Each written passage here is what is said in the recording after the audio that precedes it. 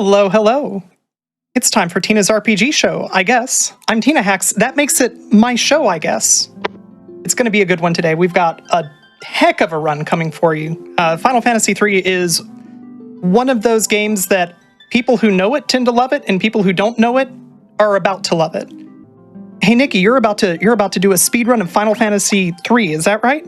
Yo, hello everyone. I'm Nikki, and yes, that's what I'm here. And I have gotten some support. My wonderful commentator, Demi.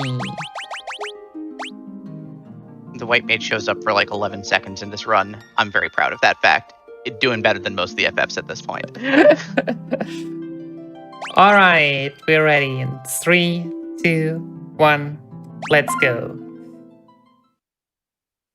So yeah, this is Final Fantasy III Pixel Remaster. The first, I want to say nicely runnable Final Fantasy III version. And yeah, in my personal opinion, best FF3 version. That only just recently came out. As far as the YouTube channel told me, it has also never been on the GDQ channel before. So, I mean, we had to change that at some point, right?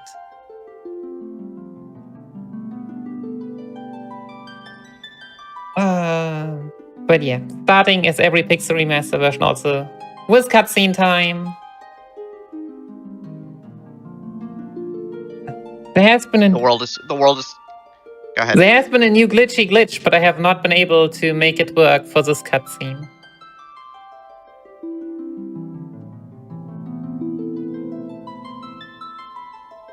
But yeah, something. The world is coming to an end. Crystals or orbs or whatever. We're the heroes. Let's do this thing. Yeah, the beauty of old Final Fantasies. May the crystals be with us.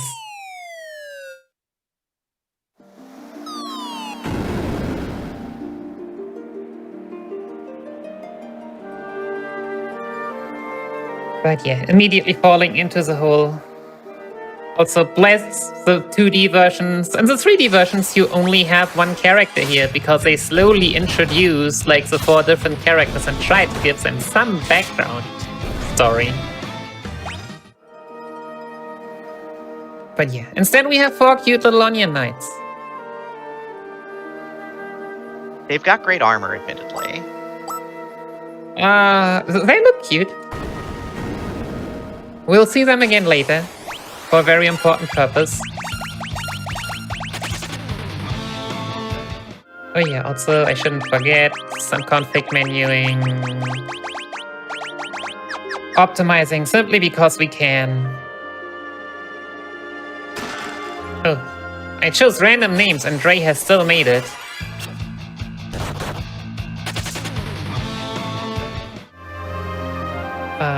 But yeah.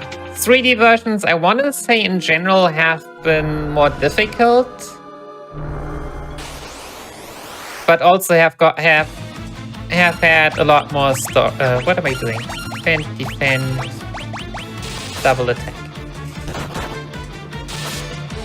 But yeah, this is Land Turtle, our first boss. And as we have 4 characters, we also have 4 characters to tank stuff with, so everything is going on Loris right now. Because yeah, in 3D you only have Lunas. That's the brutal.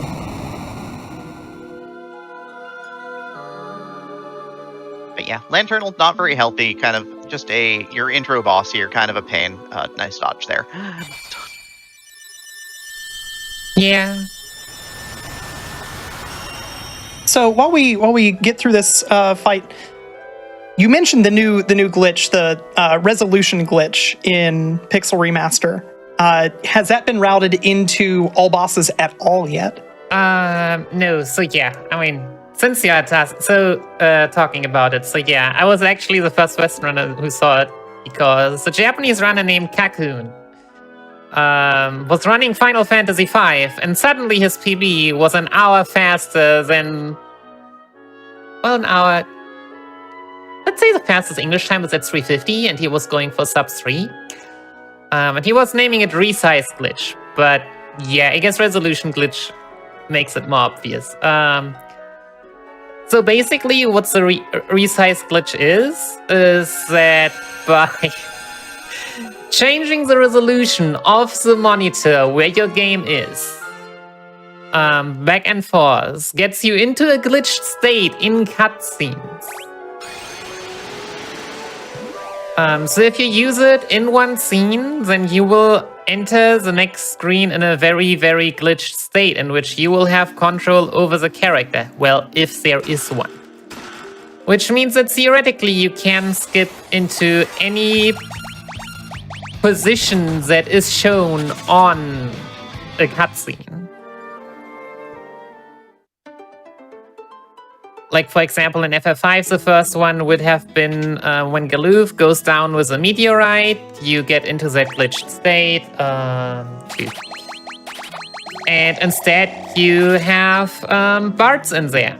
And Bart's just exits the meteorite because you don't want to fight Adamantoise at level 1. And then you fight the goblin and have skipped the whole opening cutscene.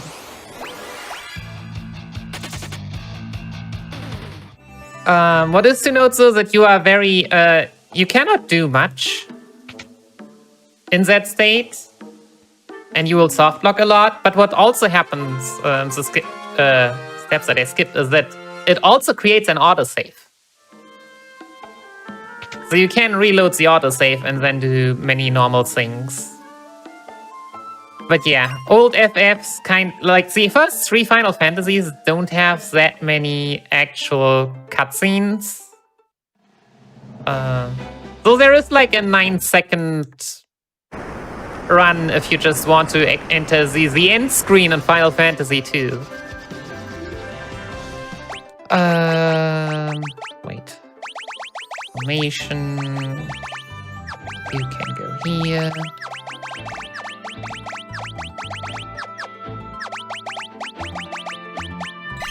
Also of note, we've got a job system. Yes. So we are going to be changing jobs a bunch through the run. Oh, we are so gonna die. Oh, we are so dead.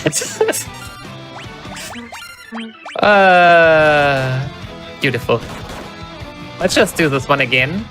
Shall we? Once more with feeling. So this is why we menued before entering the screen. Bless autosave.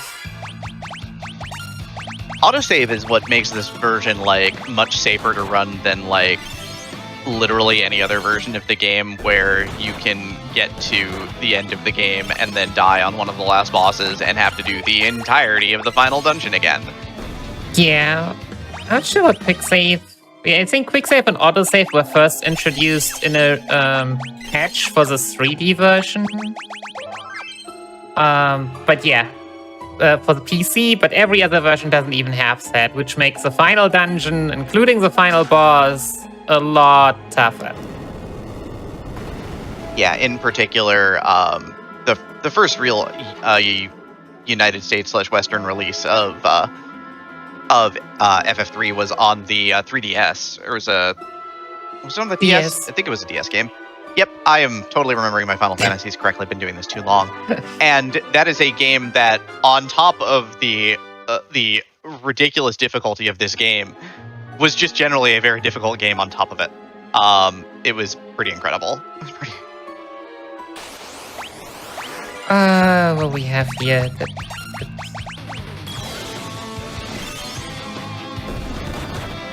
But yeah, so if Tina wants to, we can do some FF2 glitching. I have not set it up, but I have done that before. But for FF3, for the short testing I have done, no resolution glitching has been found. No successful, I should say.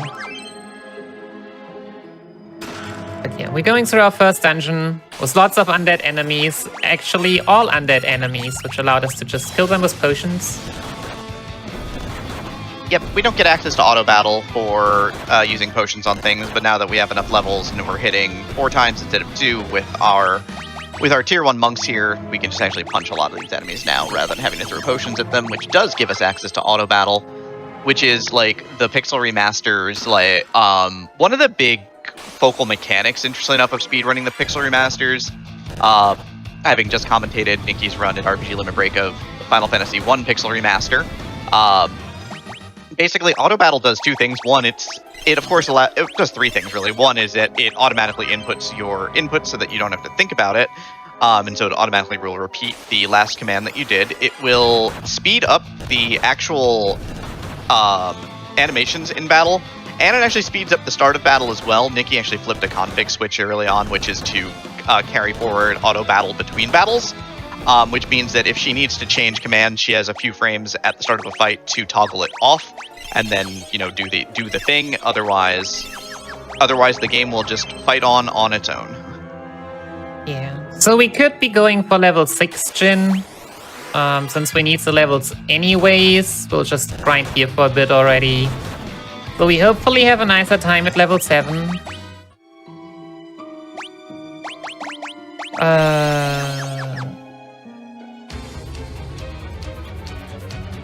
Also, so far in the early game, Nikki's only opened up some very select boxes, including the one in the abandoned town, as well as one in the first cave and one in here that have they have use items, and we're actually going to see our first usage of these items. We're going to see the Antarctic winds.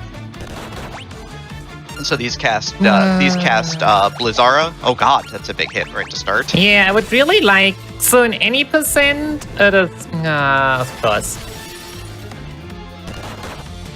It's fine, we'll just revive Morgan. But yeah, we really want all 3 to be alive and all bosses. In any percent, this would be great. But, yes, and we don't have access to Phoenix Sounds yet.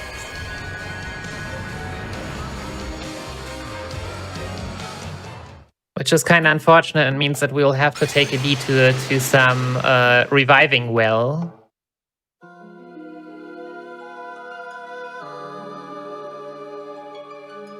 Which, unfortunately, it's not this one.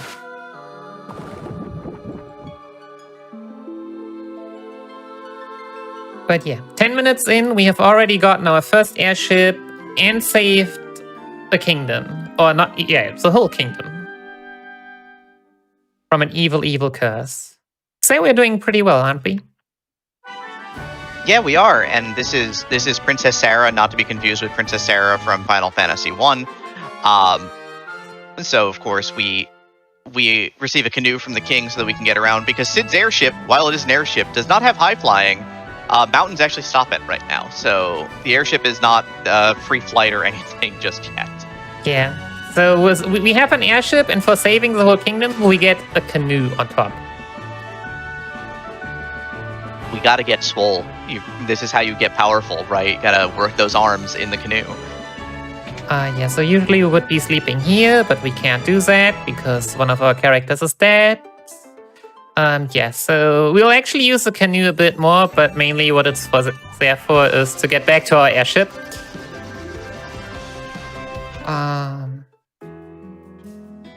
If I don't misremember, we gotta go here. Please revive. Nope, this is the wrong one.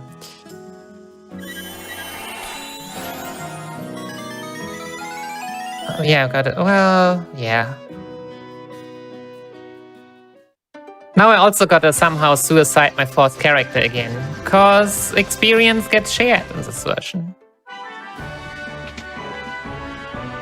And for that and other reasons, it's really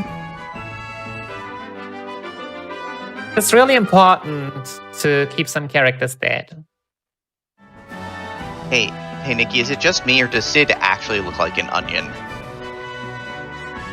I would have said dwarf, but I mean,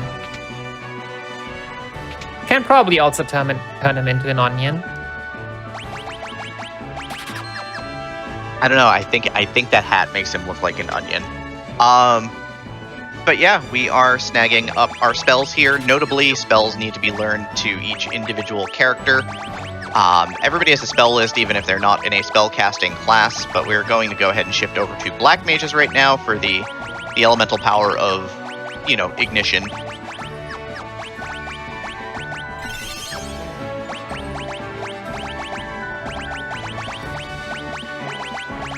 Should have done Blizzard first, but whatever. That doesn't matter too much.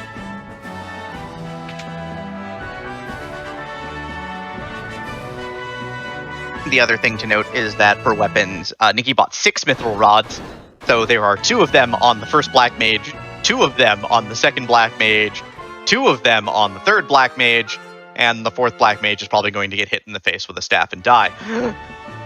Yeah. Also, we still gotta get our spell charges, since, yeah, we needed to revive first. Gotta take the old place to rest.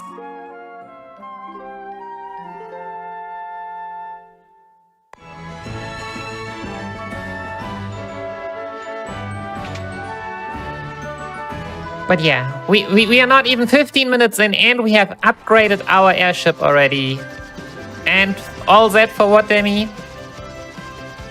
To sacrifice it in a very intense crash. Yep. RIP airship number 1. It was nice knowing you. How do we survive that though? Like we're in that airship as it crashes into the rock and turns to dust.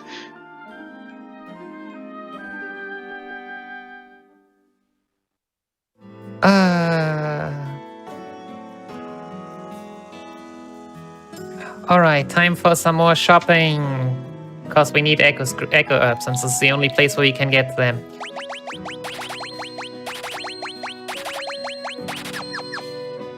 Also, one of my favorite mechanics. So yeah, have you seen why we are buying 4 of each, Danny? 4 of each. I did not see why that is the case.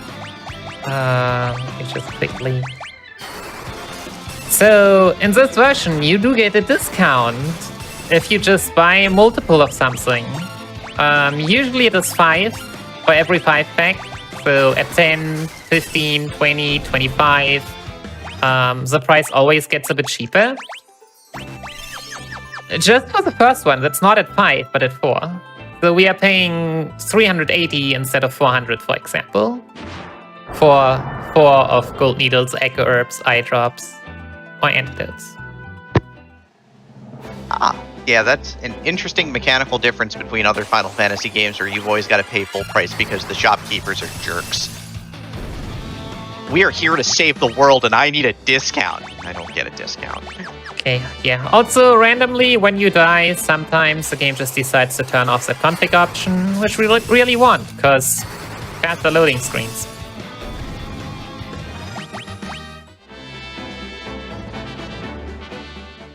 Yep. Also, Final Fantasy III does have a spell charge system. It is a little bit friendlier than FF1. Our Black Mages started out with 10 spell charges apiece at level 7, so not too much to worry about. But here's Bahamut. Here's Bahamut. But, Demi, we don't have Aethys in this game. We do not have Ethers. We do not have Aethys in this game. So I'm not sure if it is nicer anymore. Honestly. So many Ethers.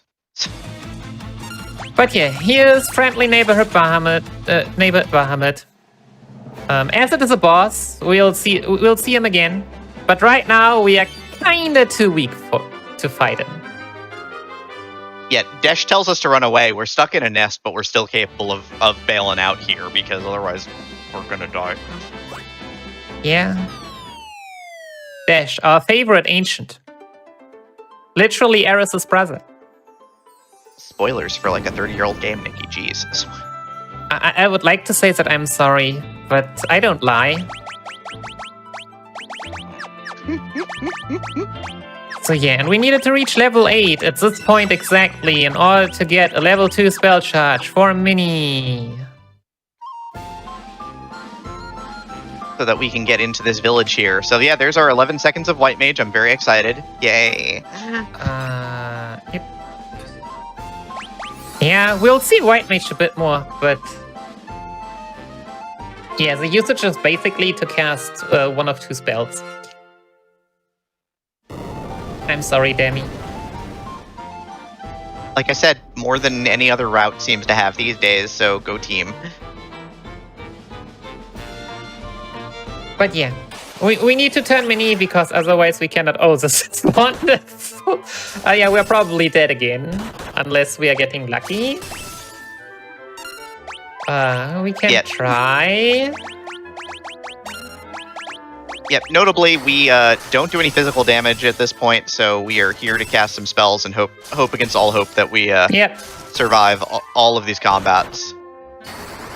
Some black mages here were a bit too slow.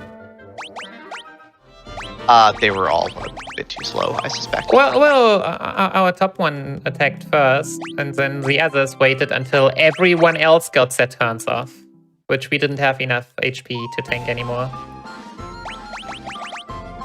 Oh, continue auto battle is still on. Neat. Yeah, this time it stayed on. Weird. Yeah, don't ask me when it happens and when it doesn't, but just doing its thing. Yeah. Noticeably and annoyingly, when you're miniaturized, you take extra physical damage, so these black mages, who are not exactly the hardiest souls of them all yet, will get absolutely pummeled, so you do have to be kind of aware of that fact.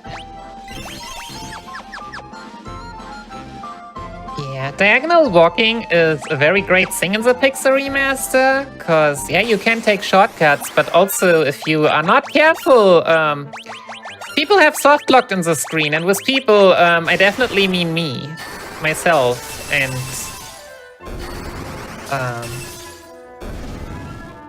you. It's you. definitely you. I think it was really only me. Because speedrunners sometimes just try to optimize everything. As you can see, the guest character, they're really building some distance. So you would think that you just run back at force, right? So that they have less to run after you. Because, for example, you can only open the menu when they're directly behind you. Yeah, and if you then move diagonally and all that, then... and you are on the spot that they want to be while getting an encounter, there's a clip. Then you can suddenly soft block, which is why I'm just running big circles, not having any of that.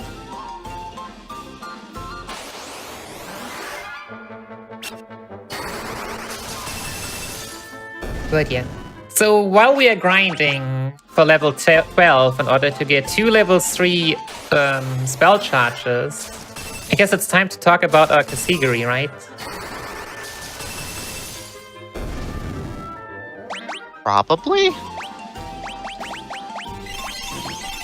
Cause, yeah.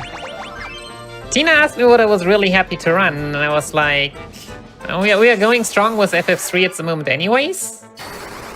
But all bosses is not that much longer, feels more fluent, and you get to see 11 more bosses for less of 20 minutes of time, which is an incredible bargain if you ask me. Yeah, that's a marathon incentive level steal. Yeah, especially because all but one of them are also fairly late into the run. But yeah, if we are talking about early, there is the sky coming up soon called Neptune Dragon. I actually forgot its stats. Neptune Dragon in some versions can be defeated if you have like max level Onion Knights and then get like the special Onion Knight equipment. Fortunately, the Pixel Remaster version has decided that you get the bestiary entry simply by encountering it and running away. So that is a rule set I have adapted for this category. Which, on the other hand, though, still means that probably one of my characters will die, and we do not have Phoenix Downs. Which is why we are grinding one character more than we would in any percent. Yeah, you can see how much distance we have right now. You really don't even know who is chasing who. I mean, the camera's centered on you. It's pretty obvious, but... Yeah, but, I mean... Yeah, fair. Also notably, Pixel Remaster had removed one of the more, I'm going to use the word annoying mechanics of FF3. FF3's job system was not quite as fluid as FF5's job system. The major thing is that in older versions of the game, especially the FAMI version, what ended up happening is that you had to, in particular, You had to fight as a job for a few fights after you changed jobs to actually get your full stats back under that job. Thankfully, we don't need to do that anymore. Yeah, that's fortunately... I remember that was a thing in other versions, yeah.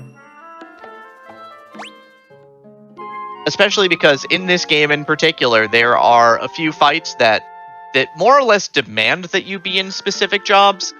So it's really annoying. Yeah, the shop system hasn't been... Unlike FF5, where you have, like, jobs that are very broken, and you have, like, multiple jobs that can fight multiple bosses. Yeah, not this one. So this one really emphasizes for you to have certain jobs at some parts. Like, for example, when you are Minute, you definitely want to have a mage class, and there are not that many mage classes. Alright, so yeah, if you now try to use a boat, then here is our first little Neptune dragon. And of course we run away with all three, which means I need to suicide one of them. Yeah. My last practice run, I got a rare Phoenix sound drop, and 2 of them died. Obviously. Ouch. Yeah, we got a high potion drop though, which is neat.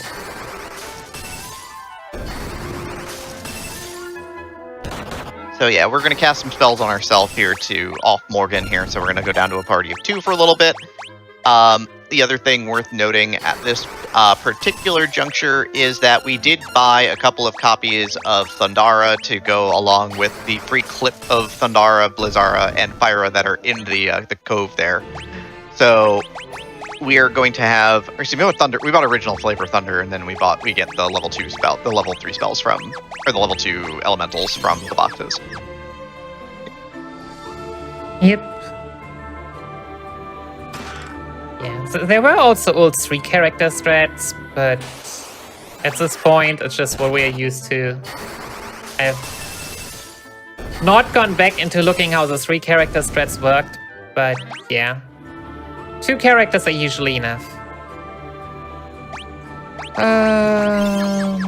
Alright, it's red time.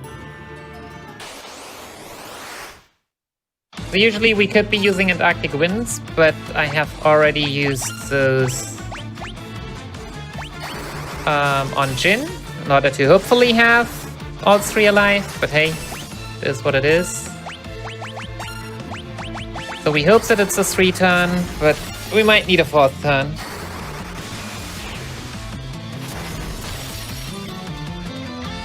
Yeah, notably, we're going to start casting our bigger level 2 magics here. They do additional damage.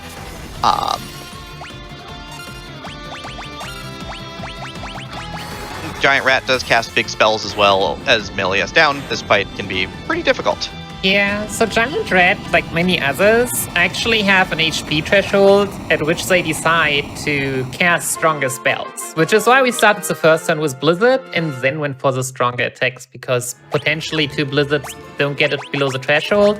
But the threshold for Giant Rat and many is at 80% HP, so with like 1050 HP, that means, yeah, we trigger that as soon as we have dealt 200 damage.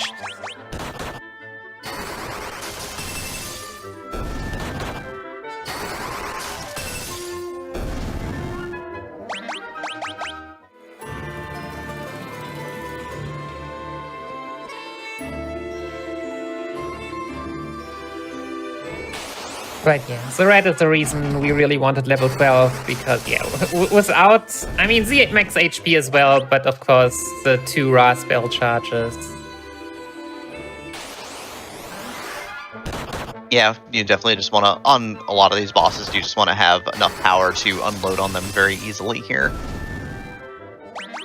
Yep, pausing an encounter here. We got 2 high potion drops. Hello? What is happening?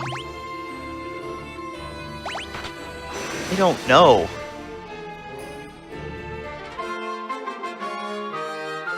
But yeah, we find the eye and we put it back into here, and the Neptune Dragon's like, heck yeah, you're cool. Now we're cool. Now that we're both cool, I'm not going to try to kill you this time. Yeah.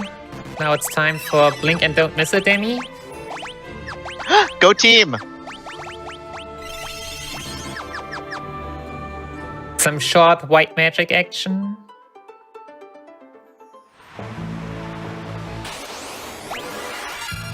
Now we can go with our ship.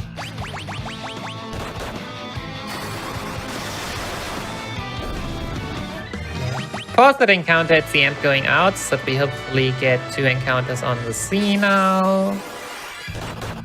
Because the land encounters here are a bit more annoying. And yeah, why don't you tell chat how encounters work in Pixel Remaster? So, Pixel Remaster has a relatively fixed encounter rate, more or less. In so much as that you can go roughly 20-ish steps without getting an encounter. There's a small amount of randomness in it. But by taking that second encounter right next to the shoreline there, you basically can force yourself to not get a extra land encounter there instead. So you can basically kind of pick and choose a little bit by trying to force encounters in certain places to get the easier water encounter there, for example, that you can absolutely dumpster with lightning magic, as opposed to some of these land encounters here, which have more health and don't go down quite as quickly to the magic spells that we have.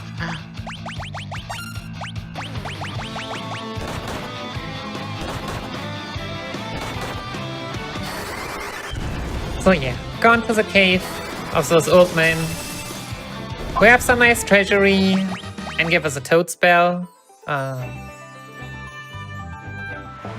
Small side effect, so we have a fire rod, which increases the fire damage slightly of the mage that holds it, and the ice rod, well, does the same for ice spells. So from now on we'll use a bit of fire and ice spells. But you will not obviously see it because damage rolls in FF3 are amazing, and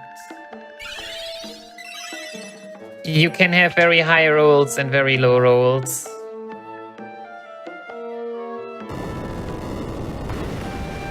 And yeah, as we are skipping many other parts that we could optionally go to, we're going to this friendly castle where currently no one is in to protect the treasures and money. Are we looting the joint again? I mean, we got a couple of level 2 casting items. We're going to grab some money over here on the right side. We're going to go up to this tower where there's even more money. God, this is like, how much tax income are we stealing? Well, we need to put the tax to good use, no? I mean, we are the legendary heroes who are going to save the world, right? Like, it's important that we have all of the funds of the kingdom out on our side, even if that does involve us having to go in and take it from them rather than, being gifted it, because, kingdoms don't give you gifts. It doesn't work that way. Yeah, but at some point we'll pay them back by actually rescuing them, so I think it's a fair deal. This is just payment for services rendered in the future. It's fine. Yeah. Alright, so yeah, fire and blizzard. Here's Frog Tower. There are frogs here.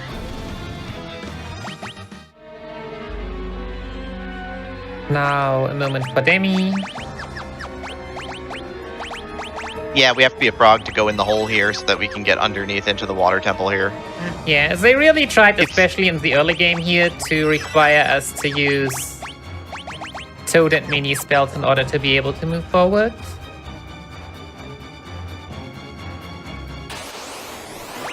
Go team. And yeah, here you can see why we needed to buy Echo Herbs earlier, because that was the only place we could have gotten them, and silence is a thing. Yeah, black mages, they love casting spells. They do not love being silenced.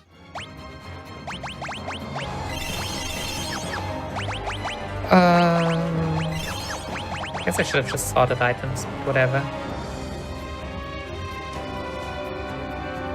Menuing is hard.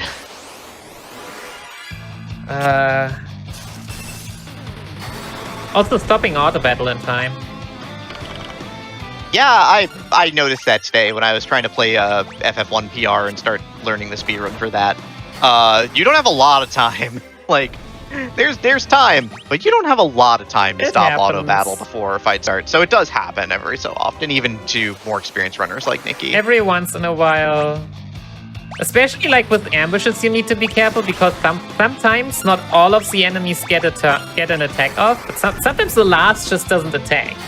And if you aren't ready for it, then you're just running into a second turn. With whatever you I had did that. queued up before. I did that today too. It was really annoying because it's like I'm counting the attacks. I'm going to take 7 attacks right now. 1, 2, 3, 4, 5, 6, and my auto battle kicked in. What the heck? Yeah.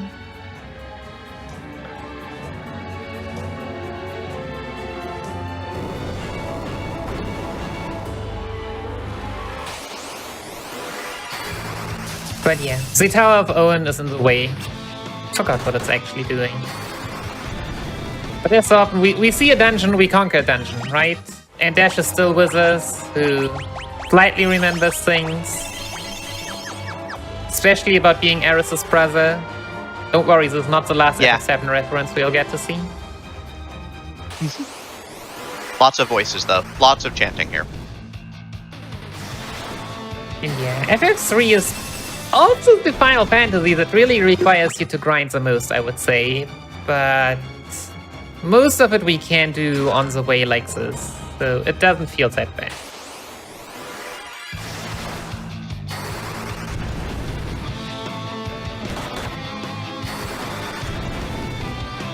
Yo, are we silenced again? We shall not be silenced. No, we're getting silenced again. So yeah, there are 2 chests with Echo Ups here, but only in these 2 floors, 7 and 8.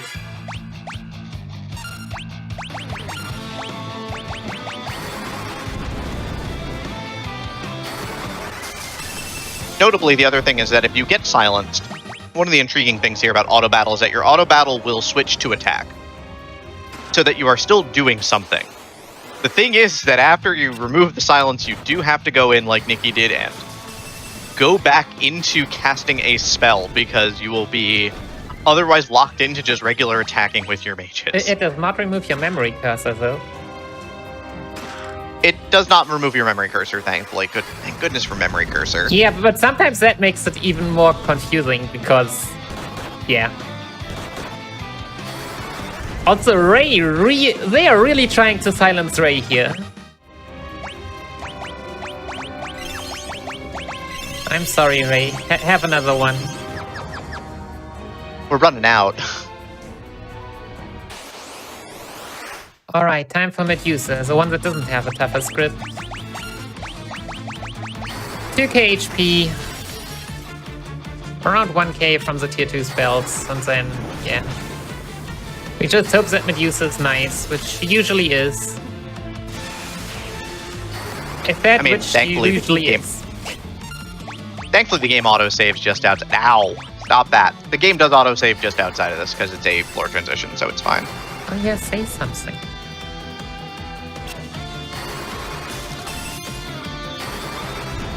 I'm not watching the screen right now.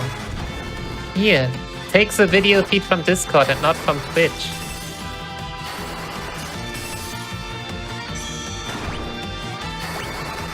Okay, so now I've obviously not counted damage. Okay. I was gonna say that I'm gonna unpetrify Ray, but we're fine. Medusa has been really nice afterwards. Oh, is this like FF1 though, where you still get experience even if you're a brick? This is Pixel Remaster mechanics. This is an all Pixel Remaster games. Ah, so it doesn't matter that Ray is a brick. You still get their experience up and so proper. If we wouldn't get experience for statues in FF3, this would be really good. We'd be running around with 3 statues probably all around.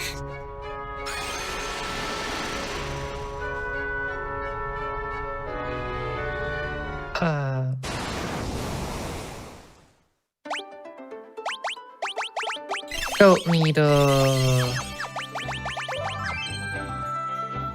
But yeah, now this way has opened, and we are not going for Bonus Town yet. We'll go there later.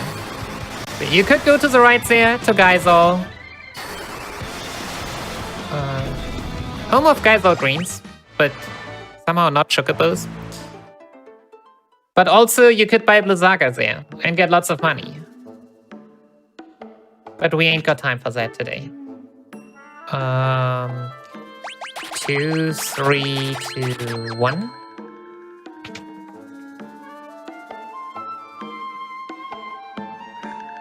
Dwarf, please go out of the way.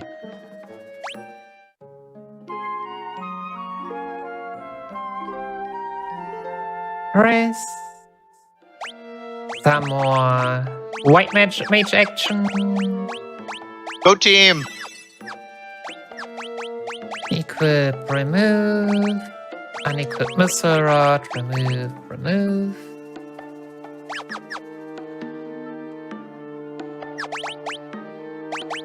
Serpent sword, knives, missile rod.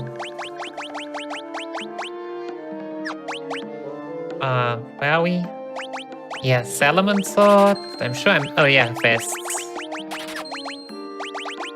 4 Phoenix Downs for reasons that we talked about, and the rest type potions.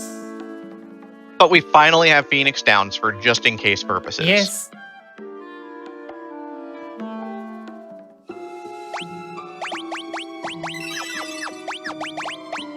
We finally got them.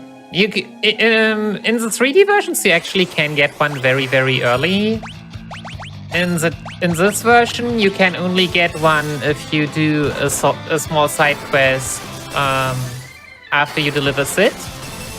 But that takes a while, and we ain't got time for that.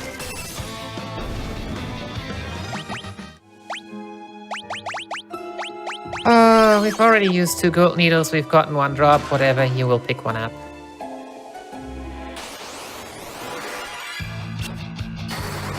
Resources are still tight.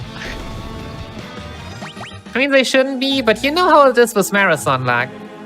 One moment you think everything is normal, and the other moment you see a war mech in front of you. It's just one robot. How bad could it be? Yeah, I wonder.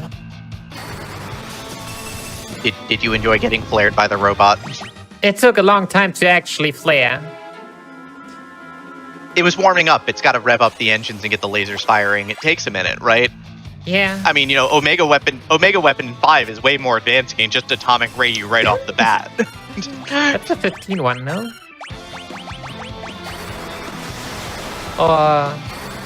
But yeah. I've been playing 6, and the big ray fire elemental effect is atomic ray.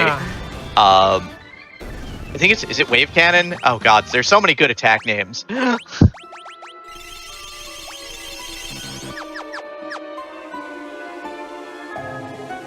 All right. Also, your black mages have like 350 health. What is this game? But they're no more black mages. We're going to red mages because red mages can swing swords. Red mages can wear armor.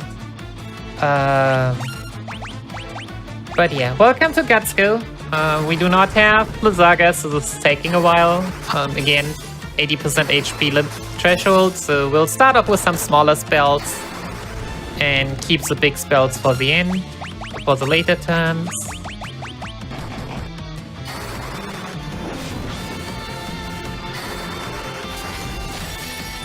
Yep. But yeah, the armor is nice because one, he hits pretty hard. We have ice armor, so we're gonna try and prevent some of that fire damage as well through the use of intelligent equipment. So this might have taken pretty long today. Whatever. There we go. Guts go down.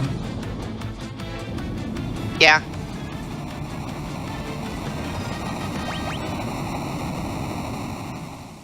He drops his horn.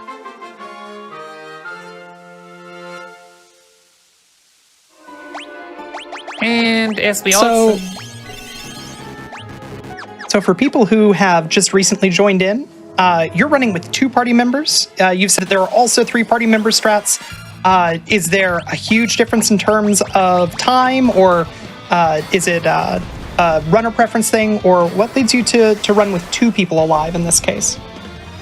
Actually, so 3 character strats for the early game were kind of older. The usual thing, so the Japanese community has been fairly strong in the Pixel Remaster versions. So it was just one of the things that were revamped, like, with lots of other things that just turned out faster. And obviously, if you, like, if everything still works smoothly, then grinding up two mages is faster than grinding up 3, especially since our main source of damage hopefully are still the tier 2 spells, the raw spells. And we only got the ones that we had out of the chest.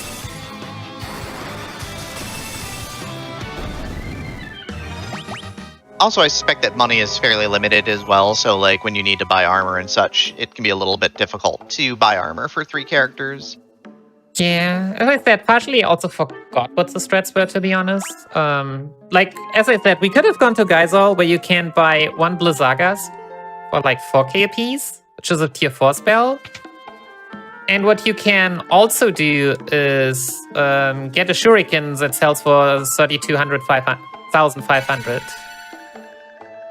Also, don't worry about that line that's following us there. Definitely nothing bad is ever gonna happen. Ever. Oh no! Was Gutsko all along? Demi, what shall we do? Kick his butt. Sounds about right.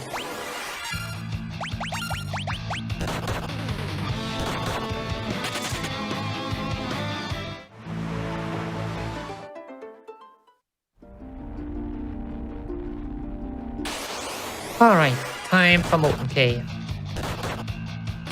It's time to not fight things. Yep.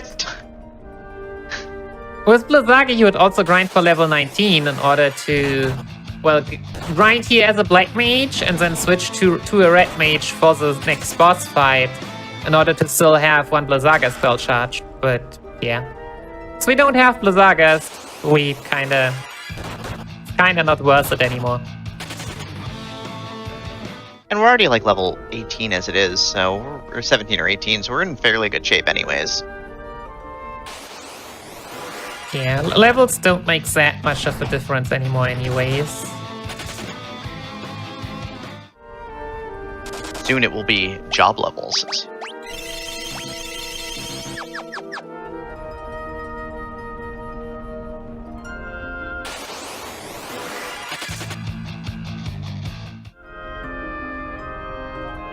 But yeah, we can just walk in this lava. It's not like other Final Fantasy lava that gives us troubles and or takes away our hit points as we walk in it. Yeah, you only lose hit points when you run under the lava waterfall.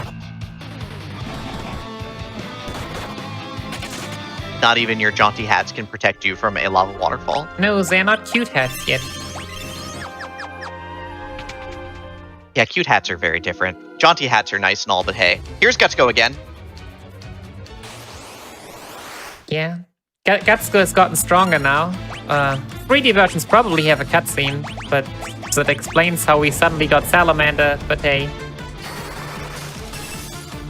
4,000 HP, thresholds at 4k and at 50% and 80%. Which I think just means more flame attacks. Yeah, more AoEs.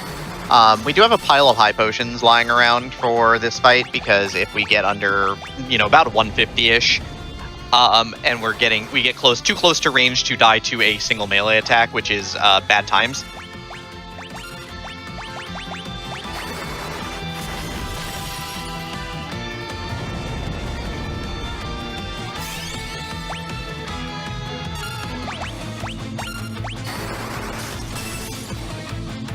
Also, this boss music does slam. It's real good. Yeah, also trying to get out every little piece of damage we can get. Getting the most attacks with Ray in, who has the Ice Rod. I say that, and Ray is low, but Salamander goes down. Thanks.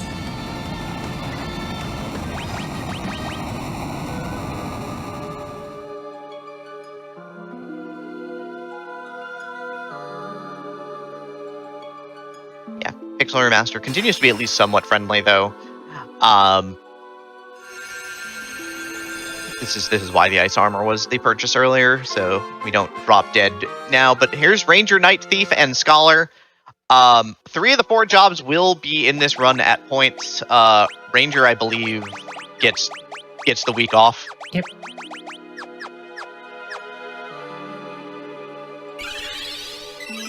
Thief, of course, gives us one of the most powerful abilities in the game. It's the ability to scram.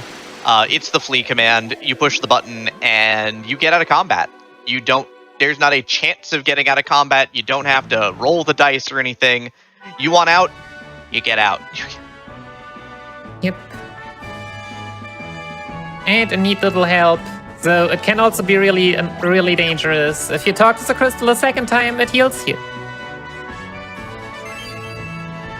Which resurrects your dead characters. We're not all about that life. We're not. Talking to that dwarf for a magic key, which... I mean, thieves also are really good at opening doors.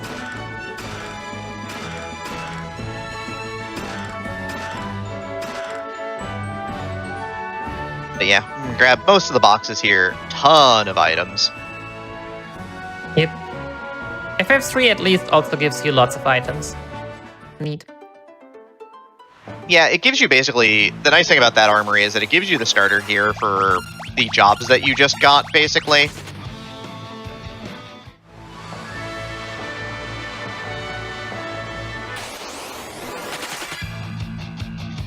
So yeah, and we've been told that, yeah, Hein is doing bad things, which, I mean, we could have theoretically already guessed by that castle which we were in earlier, where absolutely no one was there.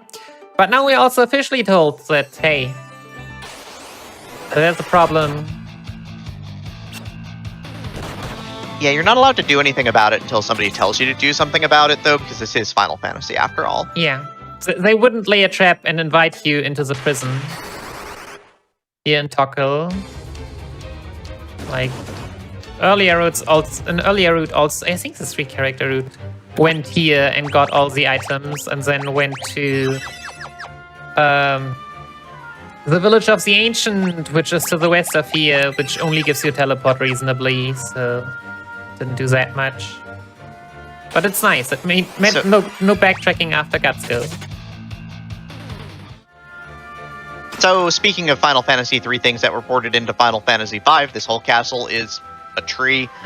I promise that we are not fighting X-Death here, though. But this tree can move. Yeah, so can X-Death. True. Does it though? Once he becomes a tree? I would assume that he can't once he becomes a tree, but before that... Loris is dead again, by the way. Yeah. Oh no. Oh no. Whatever shall you do? We'll take that L.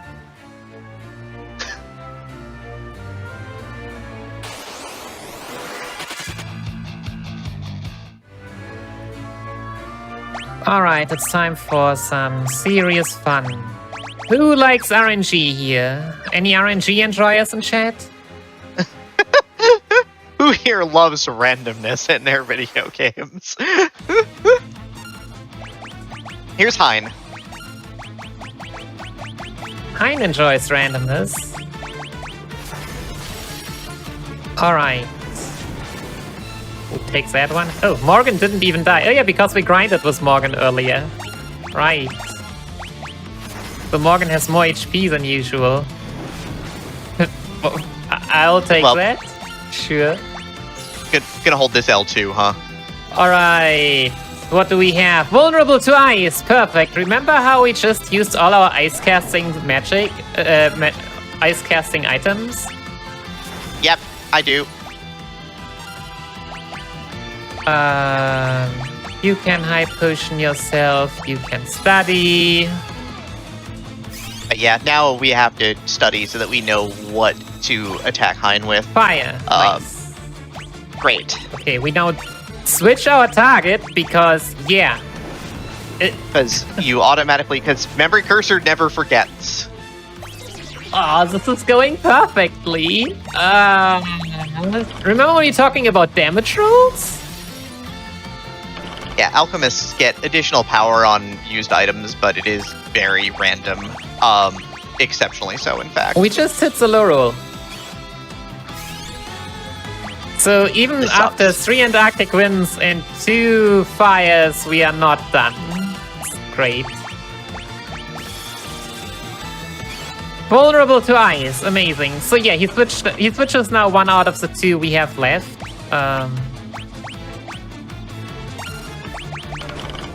Could you just die to my books? Maybe.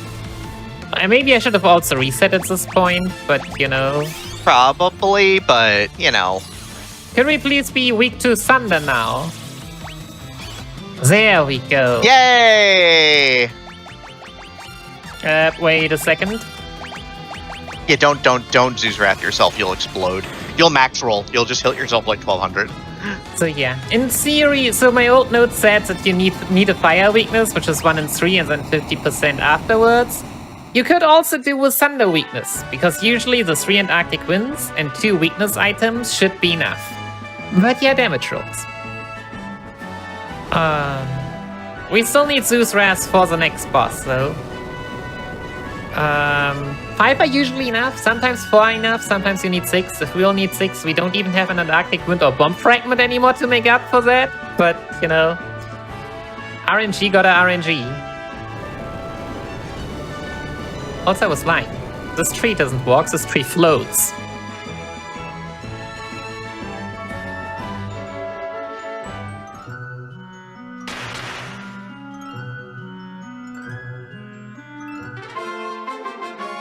So we saved the trees. We're awesome. Yep. After getting the possibly one of the worst RNGs we could have gotten at Hein. Time to get our reward and loot the castle. Oh wait. Time to loot the castle again. Oh no. Hey, King Pal, can you put stuff back in the boxes so I can loot the joint again? Asking for a friend. Yeah, I mean, we could have also... So the thing with Hein is that of all the enemies you fight before, you can also get like more tier 2 or even tier 3 item drops, like the Arctic Wind. But someone forgot to menu that we got out. Night Thief.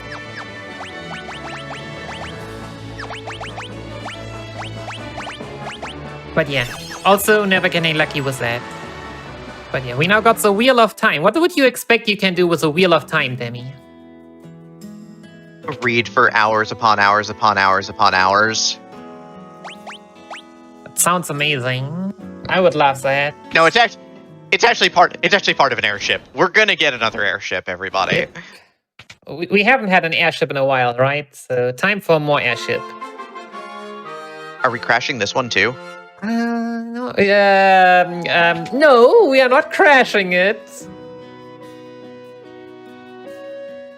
Have you seen some of the Valkyries piloting an airship? It's not cool. But yeah, time to go to Geyser because, as I already said, there is an item that sells for 32,500. And yeah, no chocobos, only sheep. I'm not sure what they did wrong there.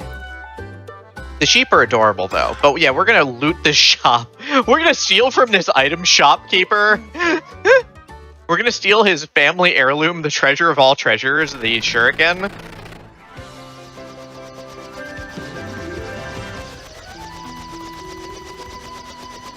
And now we kind of find the actual conceit of Final Fantasy III, which is that the world is actually a lot bigger than you knew it to be, as we fly directly off the edge of the world. And then find the rest of the world. But here's the wrecked ship. Yeah, the only place we can really go to right now.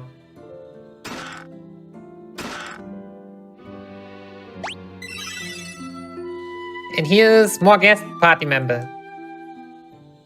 3D runners really dislike Aria a lot more. So as you can see in the Pixel Remaster version, the guest characters run right behind us. They never do anything. In the 3D version, they can also like interfere in your fights and like do an action. Like I know the first Princess healed, dash like cast Sandara. But more importantly, yeah, spoilers, Aria is gonna die on the next boss fight. And obviously, in the 3D versions, that takes a bit longer. So if you die to the next boss, it just means, well, deaths take longer. Yep, it is important to note that the track that plays there when you get Arya is a piece of Final Fantasy history. Arya is the first character in Final Fantasy history to have her own theme music.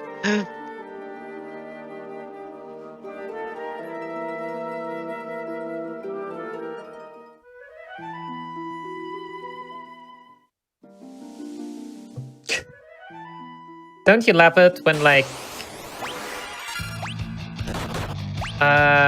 why is my auto battle wrong? Because you got into a battle and had to use manual run. So I only know that usually happens going into... Oh yeah, right, we haven't had an encounter ever since then. I forgot. Yeah, for some reason the big vast ocean that we were just now, it doesn't have encounters. You can just swim it with your ship on it to that point.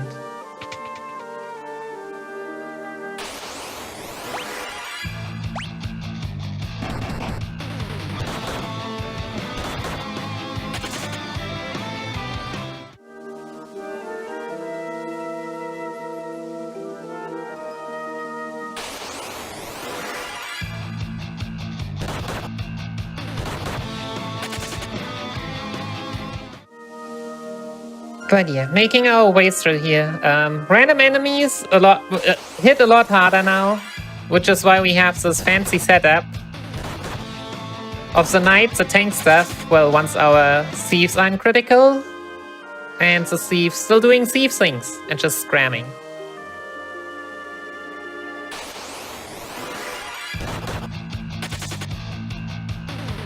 Yeah, the knight can wear a lot of armor. All the good stuff that we have at this point.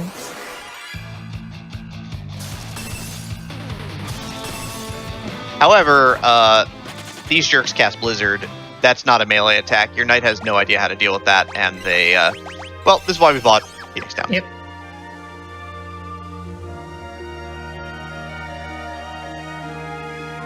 Less Phoenix sounds.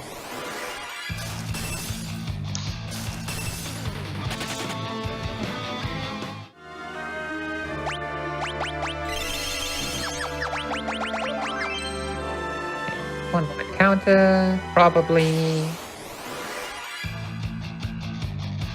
Final step, good job. That's how it always goes. Yeah. Alright, and we're going back to our lovely scholars. You get a potion, you get a high potion. GL scholars, yet again. This boss is terrible. If you've ever played this game in vanilla, this boss is like an absolute monster. Kills Arya, by the way. Yeah. What a jerk. But a lot faster than 3D. Yeah. Welcome to Kraken.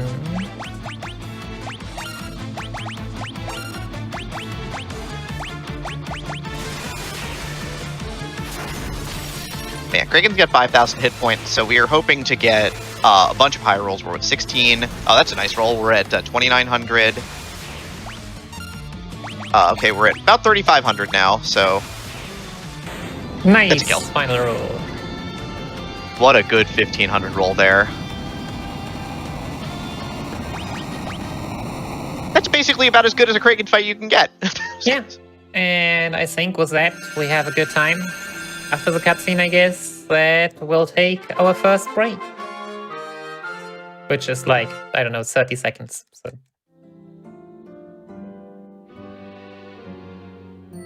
The story happens very fast in this version.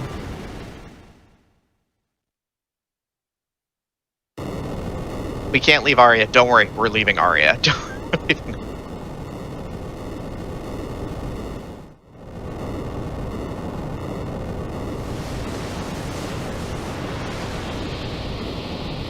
And yeah, boosters are at this point not available on the PC versions.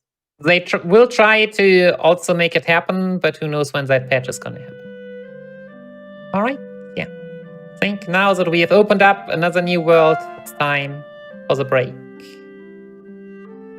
That sounds good to me.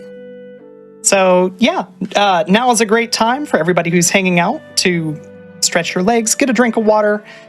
We are going to be back in just a few minutes for more Final Fantasy III Pixel Remasters, All Bosses.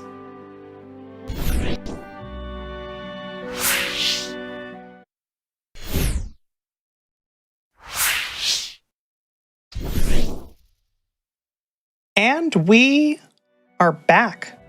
I hope that everybody's ready for some more Final Fantasy III. Hey, Nikki, take it away. Nikki, Yes? you're finally awake.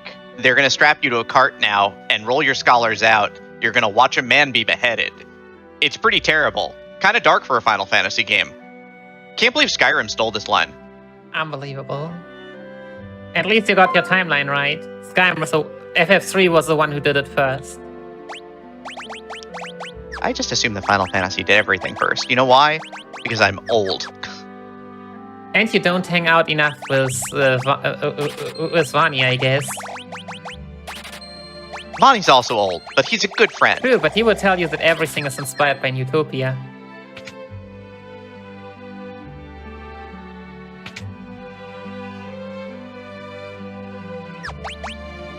Alright.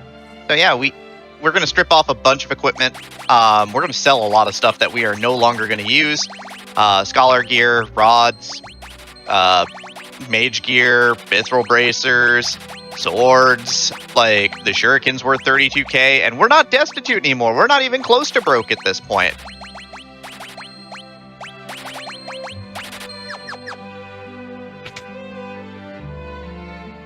We're stopping being mages. I'm sorry, Demi. The white magic action is officially over.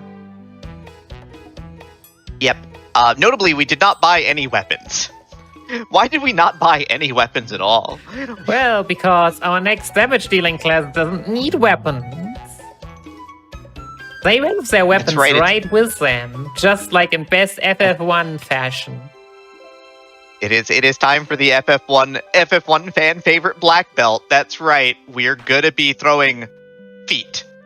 We're gonna be kicking some butt, quite literally, for a little while. Heck yeah. And also we get more free stuff here.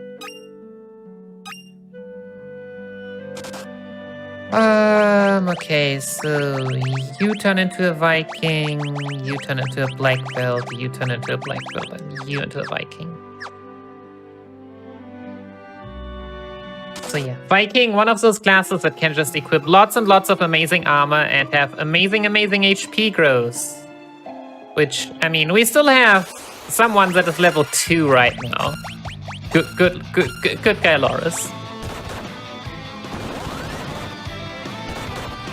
So we really want to just put them into a nice heavy armor to never take any damage. Yeah, Vikings don't get cover, but they are just absolutely gigantic, so it's fine. Yeah, in theory they have like a taunt ability, but I don't know when it actually works. We never use it in the speedrun, which I'm glad for. I never believed that it works anyways. But yeah, I guess we've got to save these guys who are definitely not actually the legendary heroes, even though they claim to be. Because we're good and we're actually legendary heroes, but we're going to duck inside this little side room here, grab a couple of extra items. Also, I wonder where they found those goblins. When we are running around here, we never see goblins. Yeah, I know, like, we get all these hard encounters that actually, like, want to hurt us and stuff. But yeah, we'll soon see how Loris, even being way lower leveled, already has more max HP than Morgan. Equipping power braces simply because... Oh yeah, I said soon. It's already happened. Because yeah. Stat growth depending on which shop you have when you level up is a thing in this game. Obviously, mages not so great in getting max HP when leveling up.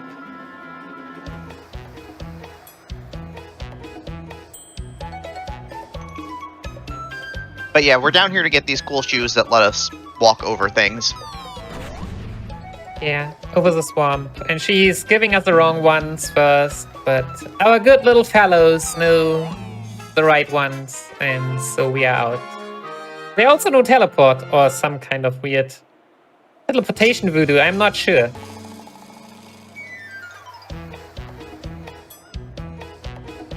Why do we not get this magic? This stinks. I mean, teleport magic exists, but it's out of the way, and we just have otter shrooms. An item that lets you cast teleport. Also, speedrunning. Speedrunning is all about going fast. Yeah.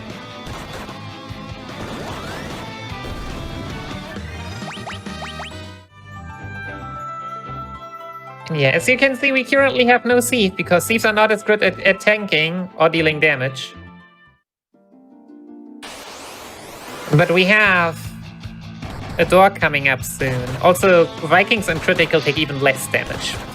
If you wanted to take less damage than we already do. But yeah. We're already taking 1 damage. How can we take less than 1 damage? Well, if things decided that it actually wanted to deal damage to us. Ray is getting pummeled by these gold warriors, unfortunately. Ray, no! Well, it is one of the annoying bits of Kick is that Kick has a very high randomness factor in terms of how much damage it does, which is pretty bad. but yeah, in order to not have to go back and forth, here's a magic key. Every further magic keys you would have to buy in Geisel while having Geisel greens. Because otherwise he won't sell you anything. Which, I mean, you already got his shuriken, so let him have his. Can't believe you stole from that guy. Just went right into his house, snuck behind him, didn't even say hi or anything, didn't like leave him a pie. You know, maybe he wanted some dessert. Yeah, maybe. Next time.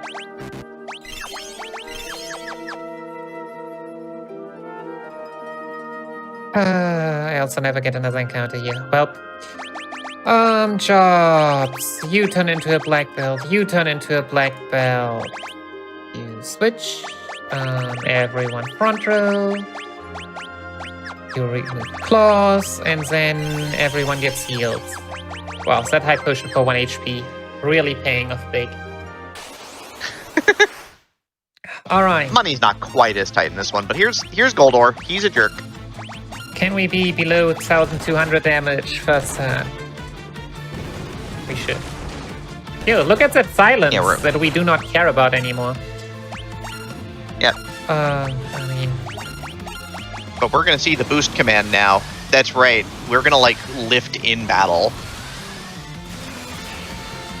Because, yeah, once Goldor is below 80% HP, Goldor can use Sandaga and just one-shot whoever he wants to one-shot. Also, Demi, do you know what happens if you boost 3 times? I forget what happens if you boost a 3rd time. You explode. Can I see? No.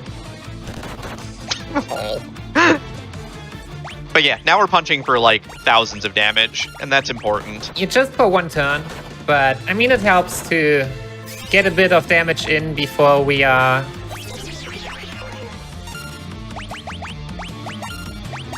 Ray is now silenced and confused, having just the worst day ever. Morgan is, of course, Morgan dead. got the Sandaga.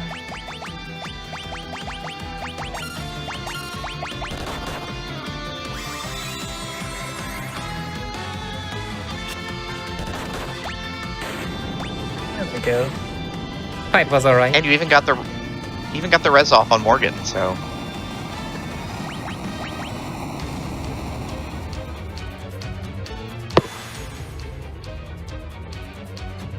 And yeah, sadly Goldor's crystal was a fake. RIP. Well, thank goodness for that, because, you know, we're gonna go save the real crystal.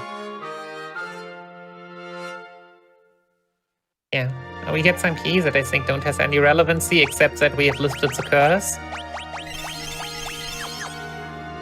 Wait, which set of effects did you have? Or just silence? Okay, never mind. I don't care. But hey, here is the otter shroom. And now, for a short time, we get our favorite being. I mean, hello there. Yay! Want to ride my chocobo? And now it's already over. Yeah. Goodbye, Choco You friend. can also not go into the air as long as the chocobo is on the screen. But if you're fast enough, you can just travel with it along. Also, Demi, I'm afraid we had our airship for long enough by now. Oh, no more airship theme. The airship theme for 3 on the greater overworld really slaps hard too. Yeah, but we didn't crash into anything. We just ran into a battlefield in which people used cannonballs high into the air while standing right in front of each other. I'm not sure how that makes sense, but rip our airship. There's also You have to arc the. Go ahead. There's also no other way to land here, ironically. Yeah, you have to arc the shots. It's actually part of the war conventions of this world. You have to, if you don't arc the shots, it's illegal. So you have to fire them high in the air and give people a chance to dodge them.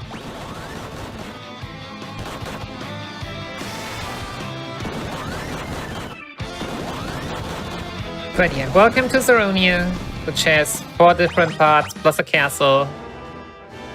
But it's not always much going on. But hey, here's the exiled prince, which we find in a bar. Because where else? Trying to drink away his sorrows, and is getting accosted. So we kick some knights in their face because that is what we do. That is our choice of violence at this point, is kicking. Yeah, so this is also a very great place for the old system. Remove, where every job change would give you malice. Okay, what do we all have? Chakra Band, Black Belt Key, Cat Claws, Thorian Hammer, Ori. And 7. Also, next boss is very rude. Very, very rude. But do we have a job that can use all those spears? Yeah, we actually do. Let us welcome the Dragoon. A few of them. Cool winged helmets, dark armor. I'm here for this. This rules.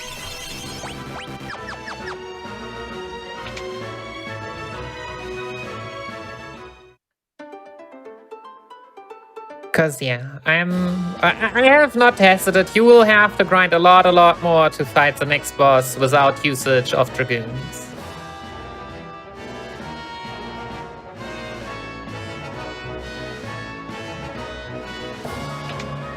Yes, the next boss is literally the Garuda.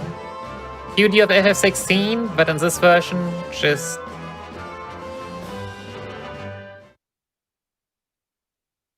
evil. Maybe we'll get to see it, hopefully we won't. But you'll definitely get an impression of what can be waiting for you. But yeah, also Garuda is weak to wind damage, and wind spears are like the only reliable source of wind damage we have right now. Besides the tier 2 arrow spell, I guess. Eroga is not yet available. That's only after this fight, ironically. Yep. So the king was getting mind controlled, nearly kills his son, and we find out that he was actually getting mind controlled by Garuda. So it's time to go up. And yeah, small little lightning. But we got good damage roll, so we only needed 4 jumps. Thank goodness. But yeah, as you can see, this fight does not take very long and can go wrong very, very quickly. Yeah, if Garuda just decides to go first, you could just be completely hosed. Yeah, fortunately, I don't think I've ever really seen Garuda go first, but that doesn't mean that Garuda can't get a turn before like 1 or 2 of your Dragoons. Like, turn orders are never very stable. If you were consistently faster or slower, many fights would go a lot nicer. Okay, so we're looting the treasury just a tiny bit. There are some rusty mails in here that we just don't care about. Job. High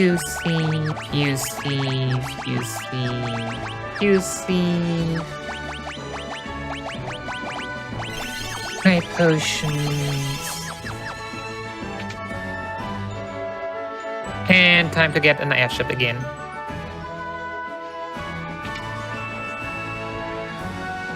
Airship 3, the sequel to Airships. Yeah, who doesn't like their airships? The airship theme in this game is like one of the underrated best.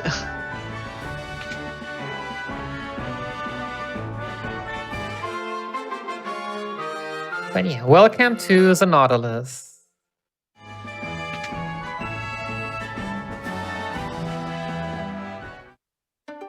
I'm sure this one will survive the rest of the game. It actually does. We don't crash any airships anymore.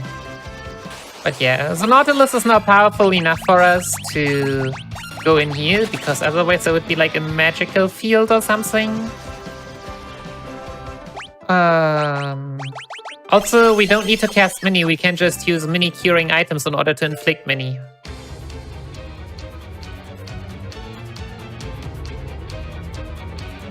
And we meet the Moogles! First time appearance in Final Fantasy III history. Final Fantasy history. In Final Fantasy III.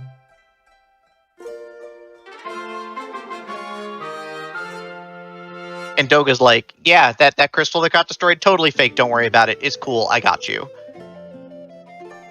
Yeah, like those fangs and those crystals that we like encounter every once in a while, it's like, they talk about it, but you kind of get them on the way. You don't even always fight bosses for them. That's great.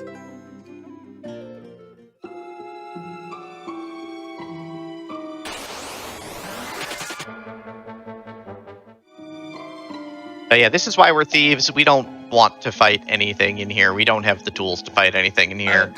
We're not going to bother fighting anything we in here. do, but it's really not worth it. But yeah, no. Nope, we're just not going to bother. Either you like get some spell items and turn into a scholar, which we haven't picked up. You turn into a black mage, but heal lots, or red mage with the limited spells we have, or goodbye.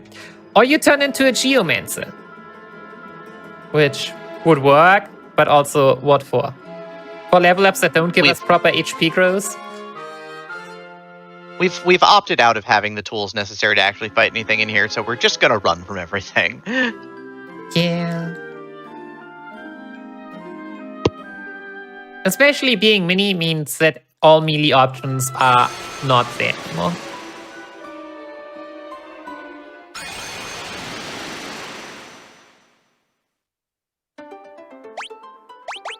Okay, and now everyone turns big again, and well, we will be minied at some other point again, hopefully, if I don't forget. And it's time for, well, the Temple of Time. Wow.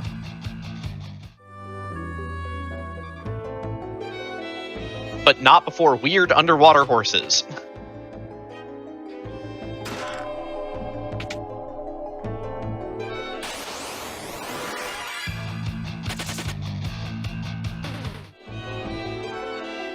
So yeah, picking up the Diamond Helm here simply because it feels the easiest. In theory, you have 3 options. One is in here, one is buying, and one is in the next dungeon. But yeah, just picking it up here and uses the least stress and possibilities for things to go wrong. We don't want things to go wrong. Please run, team. Thank you. Also, welcome to Regular Enemies Have Big Spells, the part of the game where people can just die. Oh yeah. We are talking about what is here because, I mean, we can. So you saw that Chimera Mage there? That Chimera Mage only knows one attack, which is Lightning. Lightning deals like AoE 350 damage. You're welcome. If we see 2 Chimera Mages and they get attacks off, we are dead. But also Loot Song.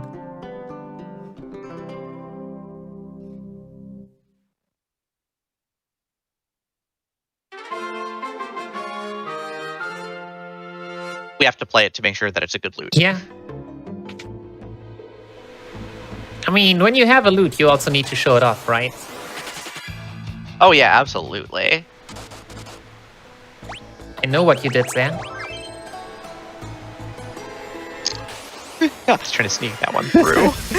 Of course. Here's lightning. As you can see, it hurts a bit.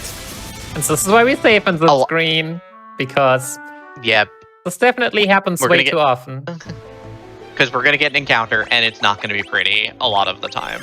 And I'll just try and change the RNG somehow, because, yeah, I've had that just yesterday, and then we've gotten this encounter 3 times and died all 3 times. So they say FF Pixel Remaster RNG is totally random. There are reasons for me to not believe that. But here's pro rings.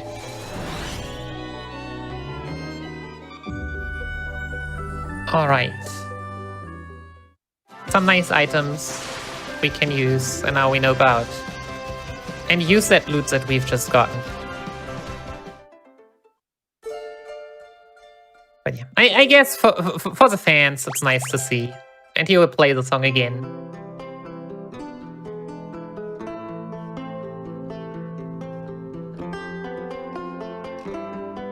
For, I think, my favorite FF3 NPC.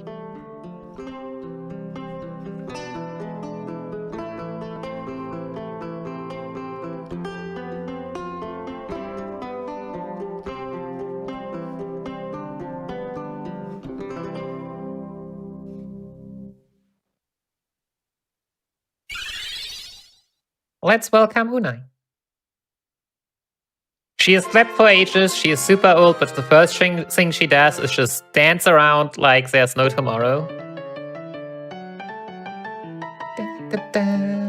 Also, I feel like this is the longest cutscene the game has at this point. Never timed it. I mean, it's not. The starting cutscene is the longest, but... Wait, is Une an onion as well? Probably. In your definition, if Sid is one, then Une is probably also one. Okay, perfect.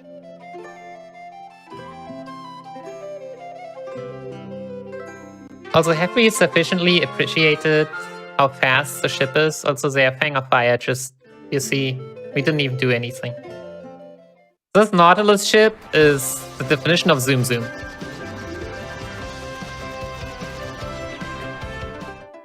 It is so fast. And you can land it in the swamp. But here's the ancient ruins, where we need to go and find the one last artifact of the people of old. Another airship. We need more airships. You can never have enough airships. Airship the 4th.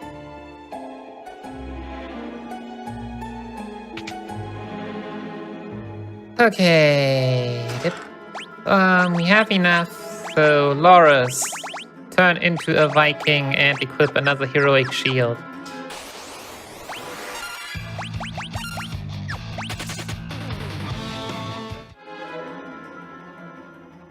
So, as you can see, Loris still has quite the low level.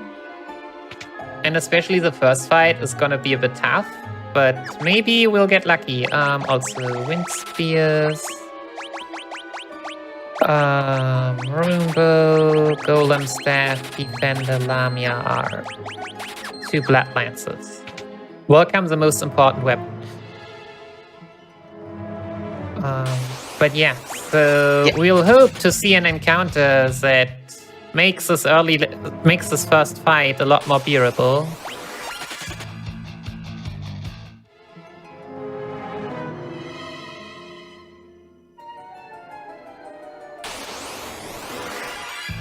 Chances are not looking good, though.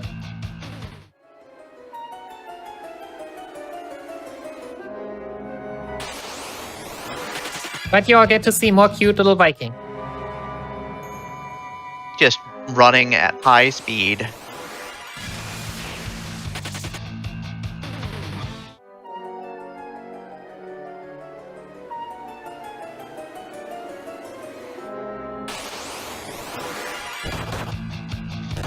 You're just not getting the encounter you want here. Yeah, I mean, you most often also get it early. like in the earlier floors. I don't know if I've actually ever seen it down here, but I mean, we're gonna be Viking afterwards anyways. But yeah, time for more airship action.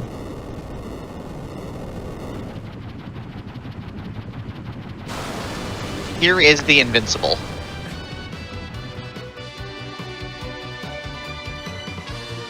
Huge big ship.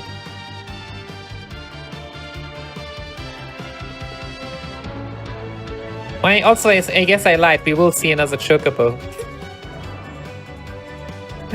But it's the only time we'll ever run a chocobo earlier. So yeah. Big chocobo! Big chocobo! And what do we do with this new fancy airship, Demi? We're not crashing it, are we? Nope. Well, thank goodness. I'm so worried.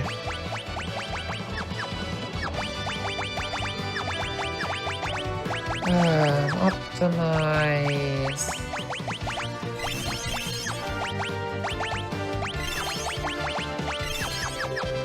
We are instead immediately ditching it. Goodbye, airship friend. We have gotten Blood Lancers, so it's time to use them, and time to actually finally grind for real, because, yeah. We were kinda lagging behind in everything. Welcome to Sunken Cave. Oh, it's this encounter. Well, I mean, it doesn't matter. We have some. We have some black belts. I'm not even sure what Morgan is doing here. Chillin', vibin', ow. Yeah, encounters here hurt. Yeah, as you can see, like, the Sandara doesn't do. Oh god, I should have probably run. This is gonna take ages now. Because these Dozemares are the only encounters that are not weak to lightning in here.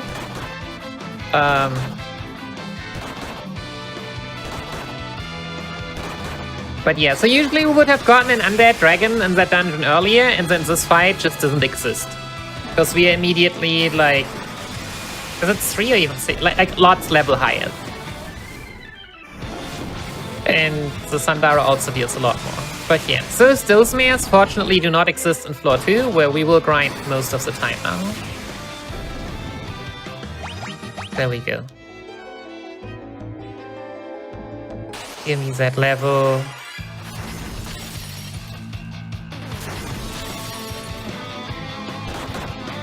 And yeah, now it's time for our final party setup.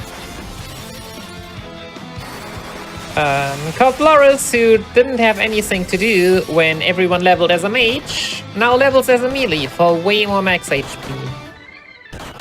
I mean, as you can already see. I'm not even sure if Loris is already higher levels than the rest. Okay, Already 19. Yeah. The power of leveling alone also helps.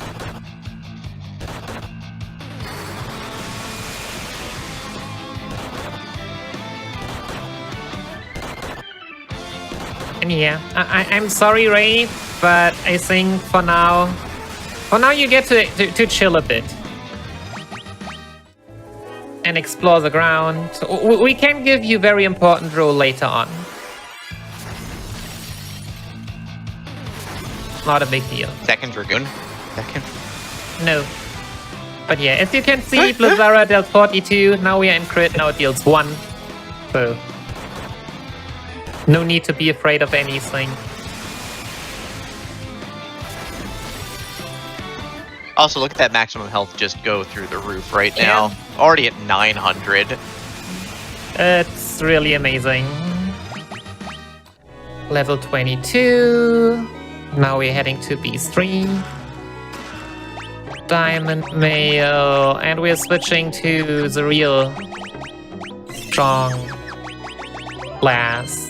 Also, yeah, the Diamond Helm is somewhere down there if we wanted to go for it, but we would have to see another encounter, so we're kinda happy we don't need to. Yo, preemptive. Let's go. So yeah, and now it's grinding time. What do we need to know? So, besides normal levels with Dragoon, Just like Vikings, the two classes which have the highest HP growth, like in the game, I believe even. But definitely the top two we have right now. And besides normal levels, we want to grind job levels. And job levels, you get like, let's say 20 out of 100 for every action. So the goal is to optimally use 5 actions each fight in order to get maximum job levels towards the end of the run. Fortunately, jump counts as 2 turns, so 2 actions, and if we just jump, we will get that. Later on, we might also try to get some sneaky attacks in to get to exactly 5, but right now we are not strong enough for that, and I'm happy if we just don't die. And the Blood Lances help a lot with that because we're draining 50% of the damage that we deal, so it helps us stay very alive.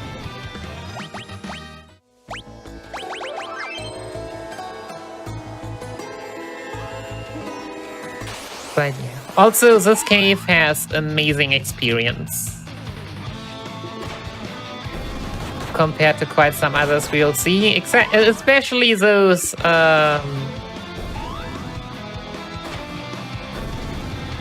enemies which some might recall that we'll see that also divide themselves so they don't die but get attacked. Yes, 3 jumps or 2 jumps, 1 attack, or some other. Those are the usual ways we'll get top levels. Maybe 4 jumps. This encounter can be with 4. Most of the time it's 3. Yeah, it was roughly 2 to 2.5k XP per enemy.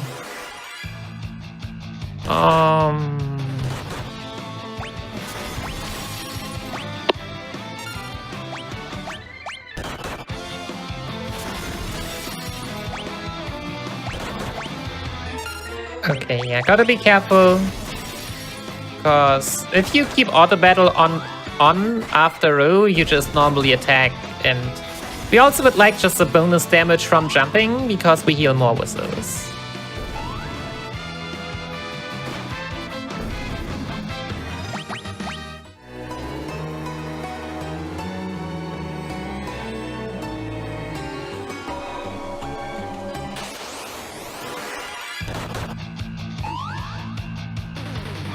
And yeah, don't mind me ignoring this chest.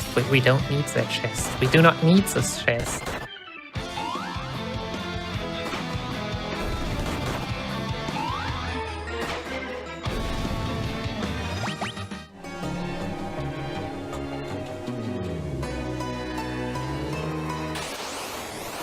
But yeah, if you want to get up besides the usual breaks, I guess we're almost half time in this session. Now's the time. We'll grind to job level 22. Could we please not die? I don't know when I have last saved. Like, we really shouldn't be. That doesn't mean that we can't just casually tank 8 attacks of this thing.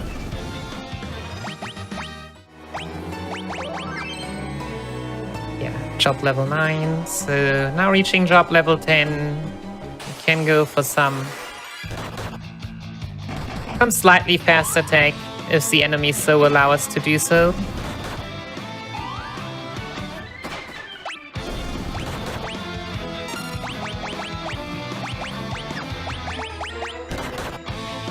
Because with the Thunder Spear we one-shot with physics with normal attacks now, just for less healing.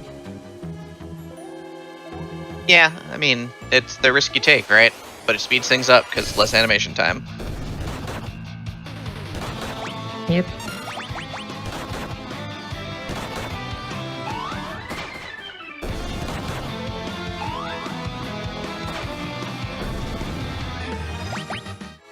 But yeah, all the things we gotta do to be ready for the rematch. Are you ready for the rematch?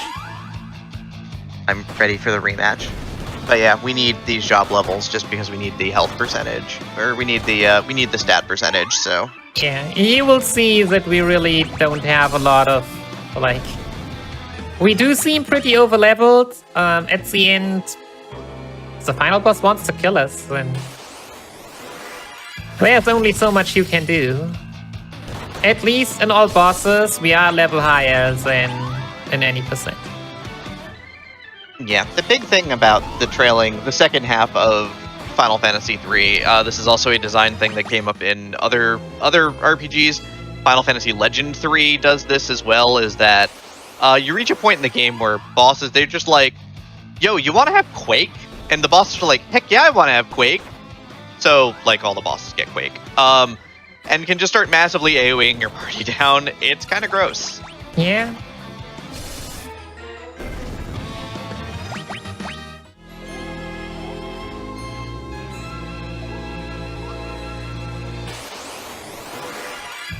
And also right now, targeting is still a bit off in the sense that, like, in theory, they cannot target you once you're in the air, but since there is no other target, they will still attack you if they go after you. If you had a second target, well, there would be another option, but we can currently not divide our experience. Not at all. This is not flat percent. Oops. Gotta get those job levels up. Yeah, I wanted to attack that last one, but hey.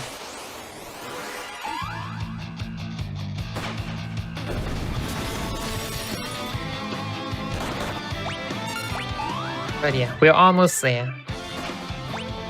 As you can see, turn orders are great. Sometimes you get hit by everything, and sometimes you jump over every enemy action. Yeah, and we're job level 17 now, so we're making good progress through this. It does take a moment. Yeah, also as so often, the long time, like, of course the encounters take a while, but also a long time is to just get the encounters running around in the floor. It takes quite a lot of time, which you usually, like, kinda ignore. At least personally, I always feel like that. Yeah, but gotta be safe. You need the stats. You need the juice here. Otherwise, you're just not gonna get very powerful. Yeah. So it is at least not as bad as I remember in FFA trying to grind, and you take like 45 seconds to a minute every time to just get another encounter.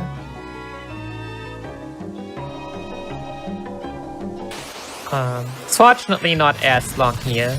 Shoutouts to the sprint option. Yeah, this is also where the consistency of encounters actually kind of helps out. Like, it feels like we'd be here for a while and everything, but the fact that the encounter rate is fairly consistent on a step-by-step context is actually really nice.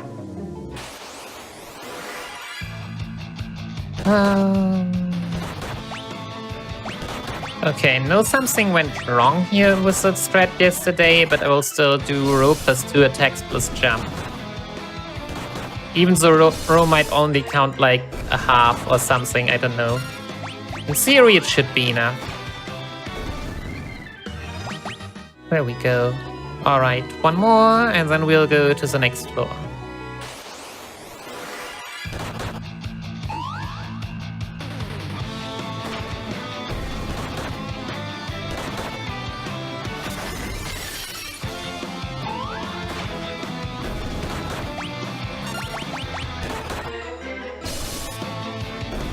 Which, yes, this number is made kinda arbitrarily, but also with that in mind that we, well, have to one-shot enemies in one of the next dungeons. Can we at least force one here now? Thanks.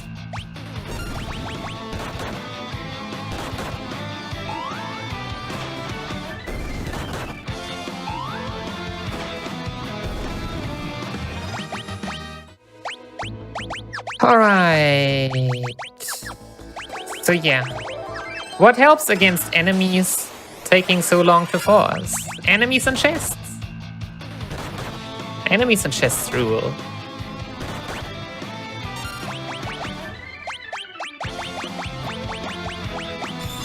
Or how do you feel about zombie dragons in the chest? Well, we're just going to elixir it and turn it into experience and money.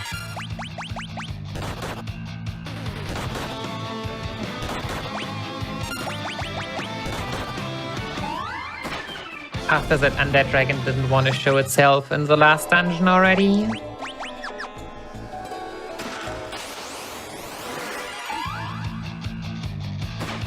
But yeah, there's an extra Bloodlance. Yeah. Sadly, we will never get to use it. We really just did that encounter for the encounter, the chest for the encounter.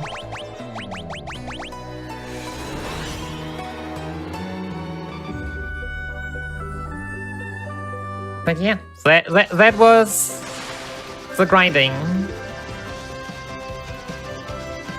Well, we are standing still for grinding. Obviously, we'll still want to get job level 99, and we are currently at like 25, so... But we are not going to be running back and forth anymore. Many battles will be taken, ho. We could have waited there. Oh, great. How many eye drops do we have? 4. Okay.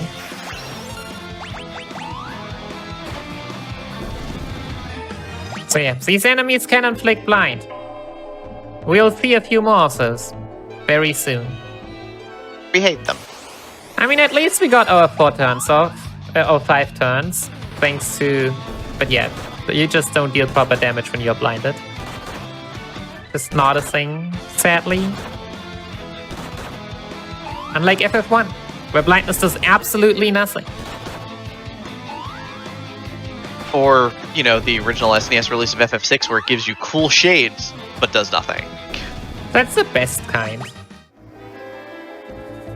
I'm team cool shades, let's be real. Team Cool Shades rules.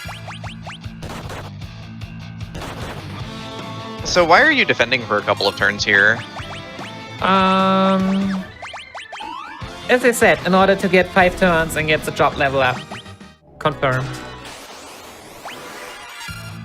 Yeah, usually I would also do the upper row first for that heroic shield, so they just unequipped in order to certainly one-shot this row of enemies now. Because yeah, they are also in these chests here, which are very neat, because, I mean, we get Phoenix Downs for free. Who doesn't like Phoenix Downs for free?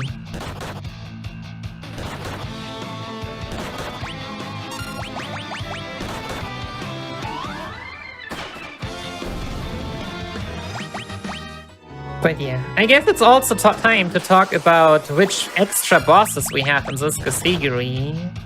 Where you actually come up with what we are all going to fight, and which boss potentially is actually here. Demi. I mean, I have the notes. I could cheat if I really wanted to.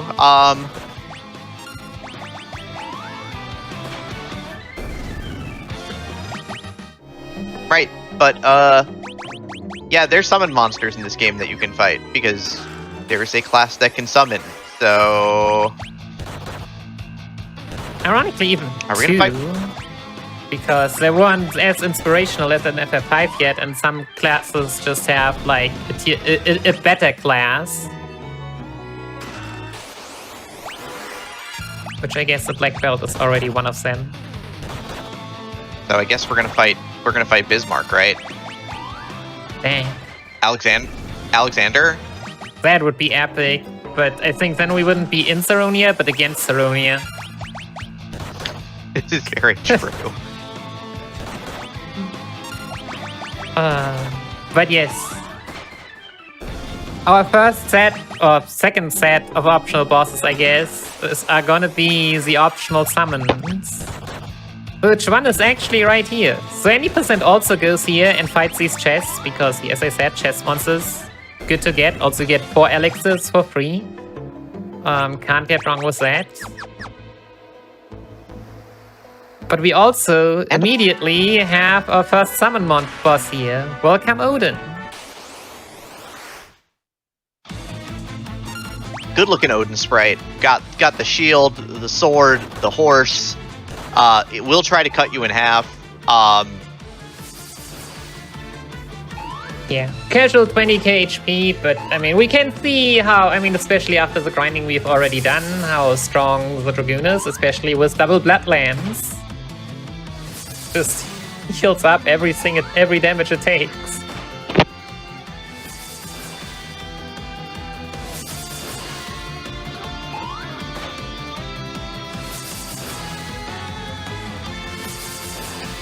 And of course, Zantet doesn't do that much damage because there's an AoE effect. It does hit everybody. But since you're only one Lonely Dragoon against the world, it's fine.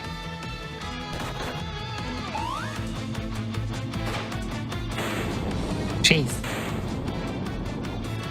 Yeah, and we're leveled enough that like you can't get like abysmal damage rolls, so you don't heal enough to actually survive the fight. Yeah, you would have to get really, really unlucky for that to happen. So then also not Zantet, but like physicals, maybe crit. Also, that screen is not part of the dungeon anymore. But part of the upstairs castle. Odin's just like, the heck with this room. I'm coming with you and I'm taking my room with me.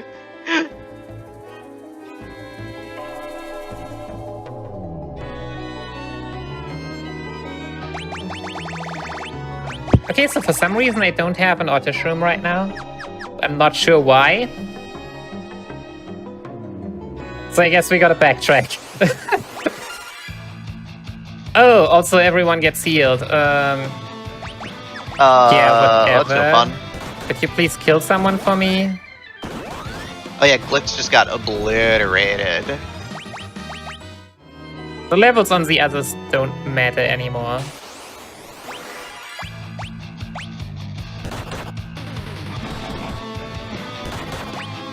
I'm sorry, Ray. I can't believe you're dead. It's terrible.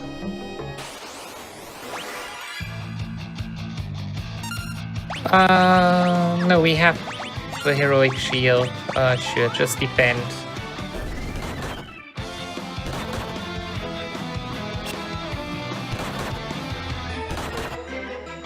Oh yeah, could you not break our Morgan, please? Are they actually not able? Ah, there they go. There we go. Good job, team.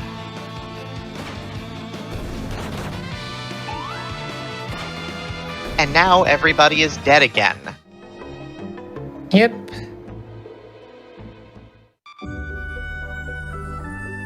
Okay. I just can't believe that. Right, in Final Fantasy III, your end game plan is solo Dragoon. Final Fantasy IV Pixel Remaster, the strategy is solo Dragoon. And then everyone's like, Final Fantasy V, what about Dragoons from Final Fantasy V? And then everyone just kind of shakes their head and walks away. Yeah. I think there was like one fight back in the days where Dragoon was used. They have decided to also skip that one because job levels and they just shake their head and walk away.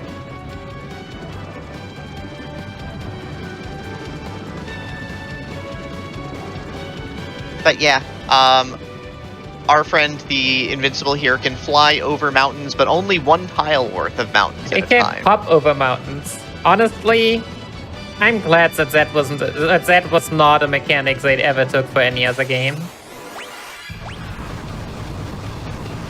Also, the Invincible has guns. Got the realization that like Legend 3 takes a lot from the original 3, which is really weird to think about. But Legends 3 also has mountain hopping? No, your airship gets a gun. Ah, okay. It's the cool part. Even if it's a bit slow. Yeah. Yeah, there's a long animation and it's really annoying, but hey, your airship has a gun and fires in the last battle of the game, so... Yeah.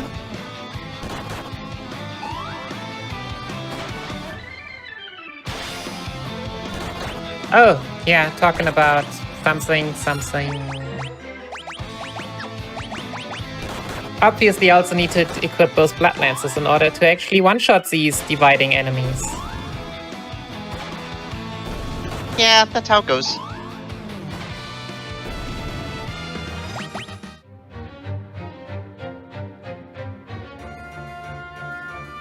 But yeah, welcome to the Cave of Shadows. Place of dividing enemies. Not much experience because, well, if those dividing enemies gave a lot of experience, then it would be kind of broken, not gonna lie.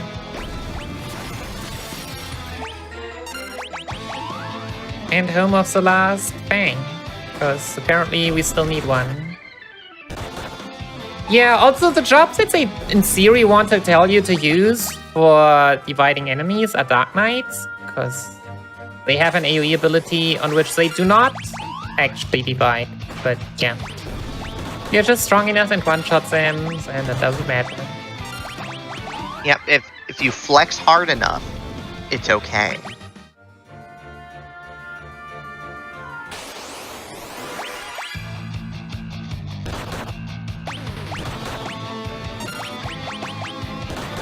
But yeah, we're not terribly interested in any of the items here. No, the items are mostly Dark Knight items, so yeah, not much to do except targeting Halo Horses first, because they have spells. Spells take long. And grinding up our job levels.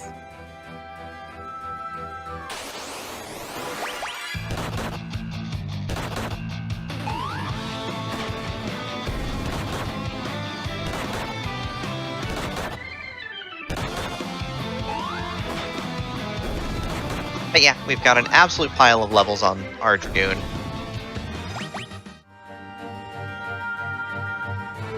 But yeah, since we get so many levels anyways from other places, it's not a problem to just take a step back, grind here. Solid grinding spot. Can just chill and get our job level still. Yep, as we move towards level 99 on our Dragoon.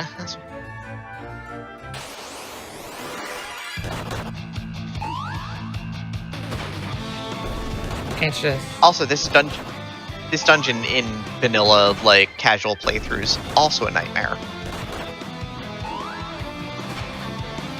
I think I only had Dark Knights and Dragoons, so I was fine. But yeah, it was every other job.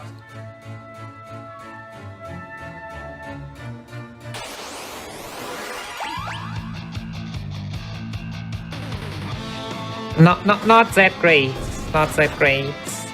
As I mentioned earlier, FF5 did well in giving you lots of versatility in your jobs. FF3 kinda tended to force you onto certain jobs.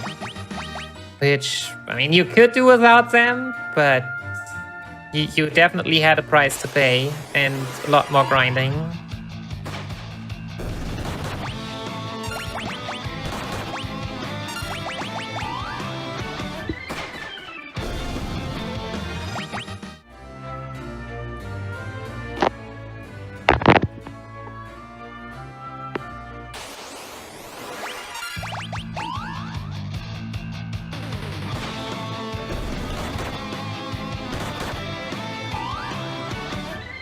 But yeah, we're almost done with this dungeon. Almost. This screen and one more?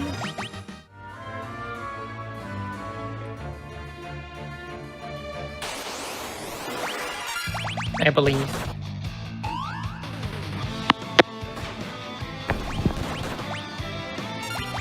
Okay. Again, 2 enemies, so we get a defend turn in.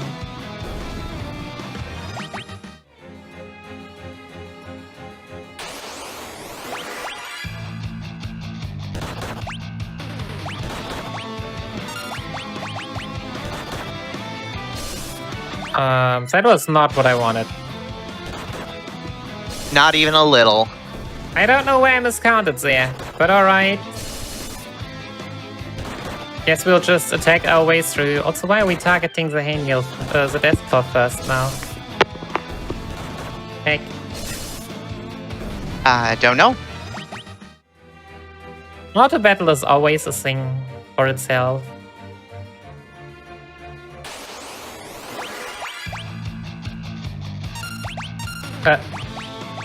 Did I just try to flee and fail? Nice. This is why I never like flee. Just no running, just fighting.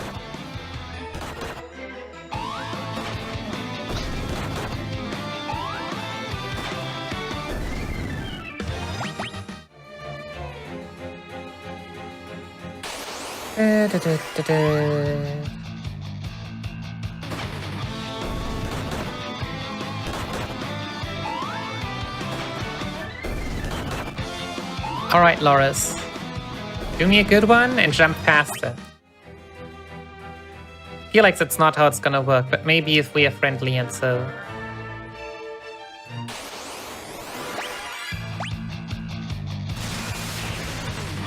Also ambushes and back attacks. Felt like a lot in this dungeon, I don't know. Yeah, thankfully they're less scary with this strat than they normally are. Yeah, they just take a while. Very much so.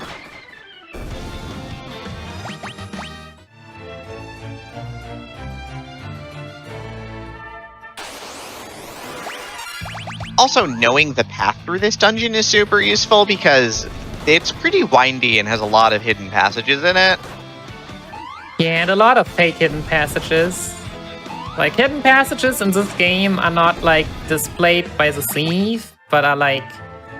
You see the entrances to them, but yeah, it's... Many of them are just that. Alright, time for a hackathon here. Directly from Final Fantasy XIII. Did you want another boss with Quake, Danny? Yeah, this is the boss. This is it. This is where the Quake Gauntlet starts. Also, he's dead. Yep. That was kind of disappointing, actually. He tried real hard. I mean, we grinded a bit, right? We did lift, yeah. We didn't miss leg day either. We're playing a Dragoon after all. Okay, heroic shield, and oh yeah, we need to sort. We have auto shrooms again. Get me out of here.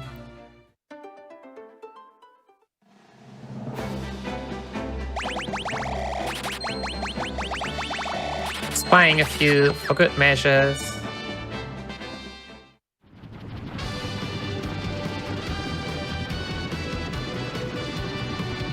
So yeah.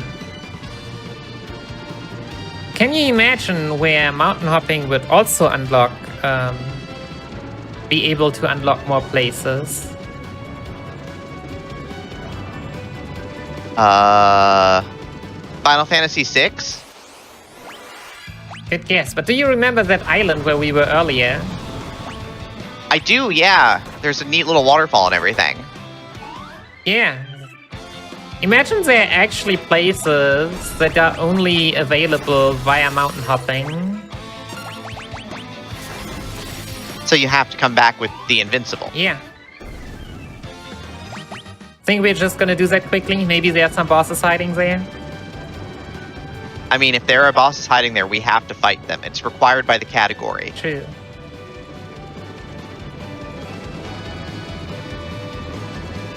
Gotta show them the spears.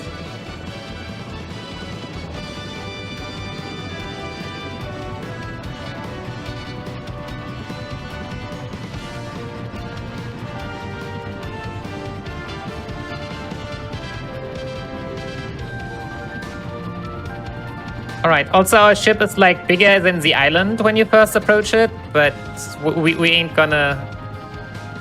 just things. We're not going to question this one. Yeah, also we get to use our canoe again. You know, that one that we got for saving the kingdom and then never used again?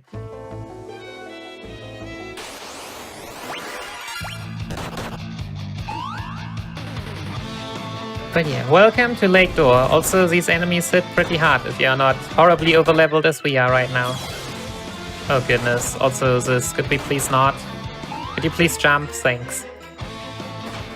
Could you please hit for like a ton also when you jump? I know what I did wrong. We're not double lancing, are we? Wait. Oh, we got out of the way. No. I have the heroic shield and I still... Yeah, no, there's an enemy for which... But yeah, I was not double lancing. I was supposed to. Then again, there But you survived. are enemies which have status effects. We survived. Bonus elixir for our efforts. Here's some sea lions. Okay. They are literally weird skills with lion heads. Yeah.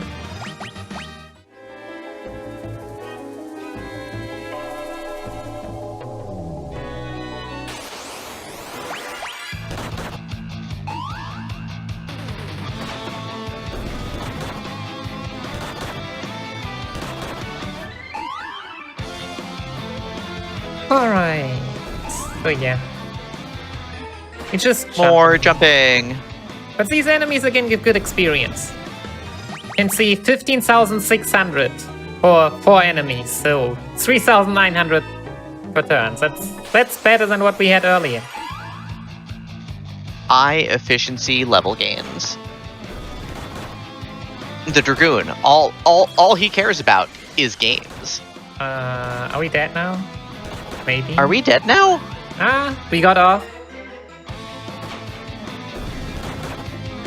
And then got a full heal off that jump. Yeah. Less draining.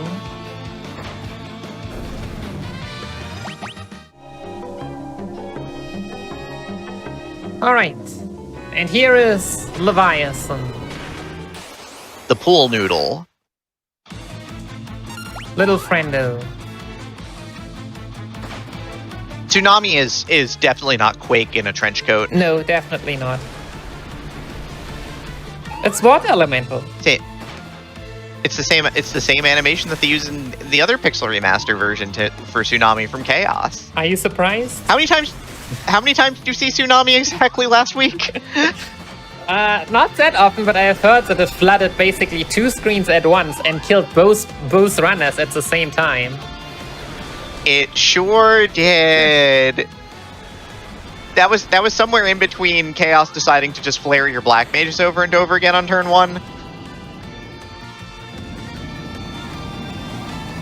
But yeah, this is second bonus summon Leviathan, or how it's called here, Levias, because I don't know why the names are different. And with that, we have prepared for our match back with Bahamut, and so now is a good time for break. Gotta get hyped up for that fight with Bahamut, but it's gonna take a couple minutes to get that much energy. Have you ever considered using Bahamut against dragons? Dragoons against Bahamut? But yeah, take it away, Tina. All right, so once again, we're going to have a quick wellness break. Now's a great time to grab a snack, refill your water, stretch your legs a little bit. We're going to be right back for, I think this is going to be the last leg of the run. Is that right? Yeah. Boy, they sure made Final Fantasies really short. So yeah, when we come back, we're going to be finishing up this run. So make sure you come on back. It's going to be a few minutes, and we will see you then.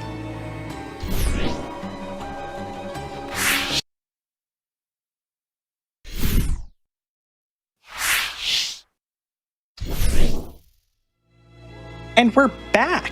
Welcome back, everybody. I hope that you've got a drink, you're nice and cozy, you're ready for some more saving the world and maybe some crystals, but we're not quite sure yet.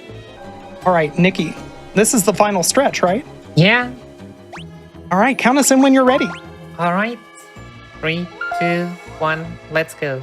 I mean, I've already opened the menu, but or I've had some downtime. But yeah, we have fought 2 of the optional summons. So we have 1 left to go.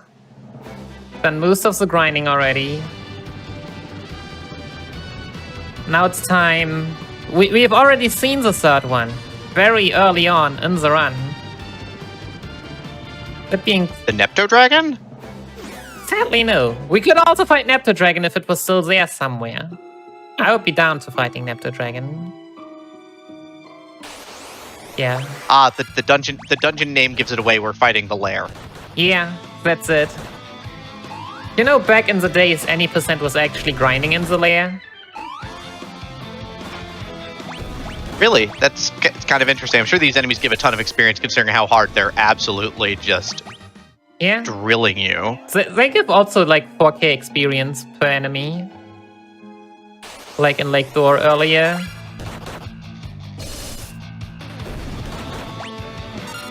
Compared to those 2.2 to 2.5k in Sunken Cave. So there are some, but you have to go here, which is kind of not so cool, and some enemies are not so great.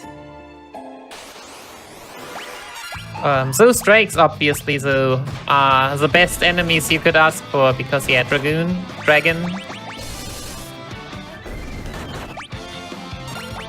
Almost like they are made for one another.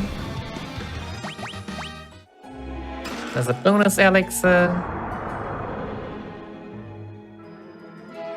We can't even really talk about revenge. Bahamut didn't kill anyone. Usually Bahamut killed someone earlier.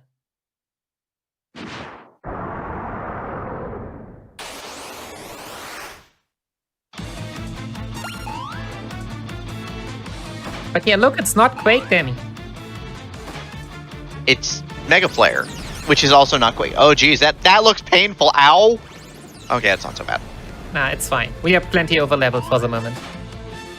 The major thing is that if you can survive 2 of the giant AoEs back to back, you're generally in good shape. And heal yourself to full. But yeah.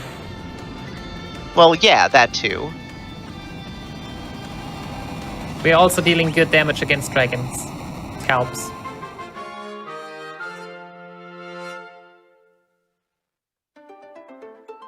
And one neat sad little gimmick. We are fighting Bahamut outside, so we can't auto shroom because auto shroom would get us to that outside place again. Also, did I mention that?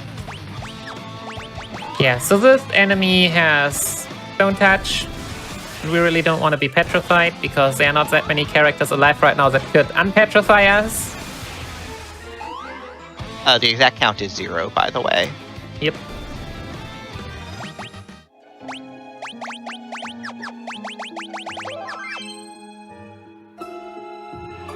So yeah, gotta be a bit careful.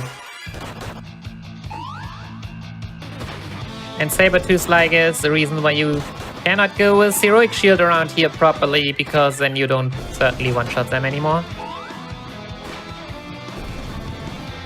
But yeah, still really good experience. There's one of these neat things about running all bosses that you just get to grind here a bit again. Not grind, but like just get a few neat, sneaky encounters in. Just a little more.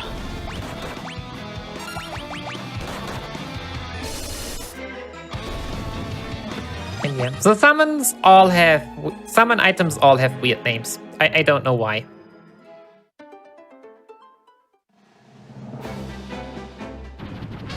But yeah, we'll never see them again. Left up.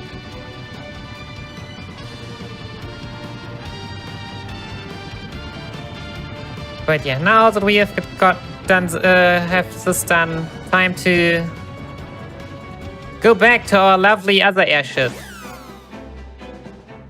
The fast one? The fast one. What? Wait a second. Cataplepus sounds like I really want my heroic shield. I actually have no clue, but usually the Cataplepus are known for petrifying.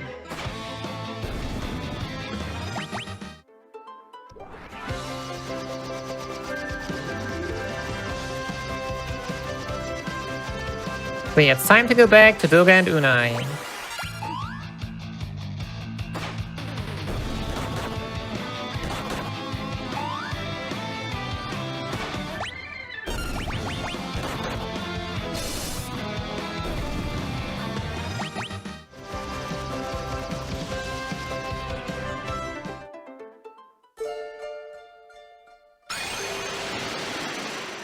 And yeah, Esmond. Yeah.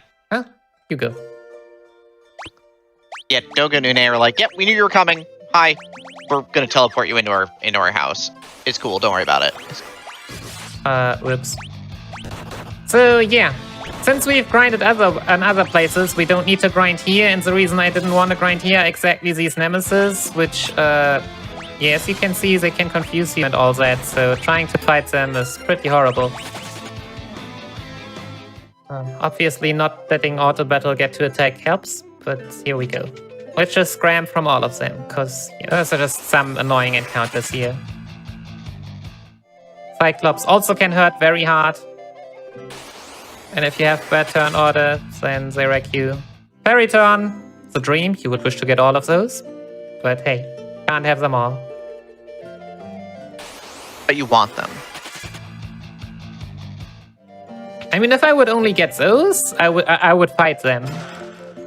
Because we have fought them earlier, so they are neat.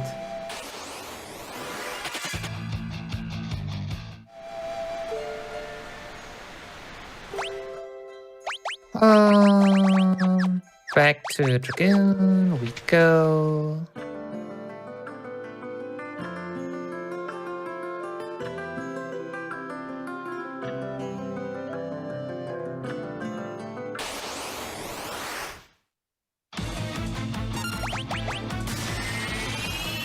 So yeah, now our friendos want to sacrifice themselves, and well, we will just help them.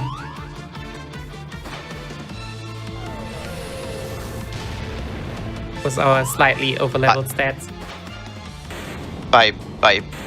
By killing them with your blood spear. Yeah. Hey, they asked us to do that. It wasn't us who wanted to do that. We're telling them that they don't want to, that we don't want to. But somehow we don't have a choice. Something if they die, they become more powerful than we ever know. But I guess we're here now.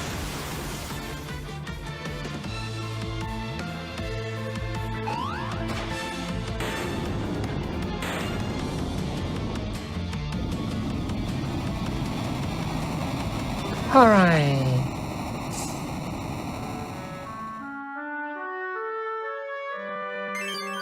And we get, no, the circus key, not the Eureka key. The Eureka key, we still got to do something.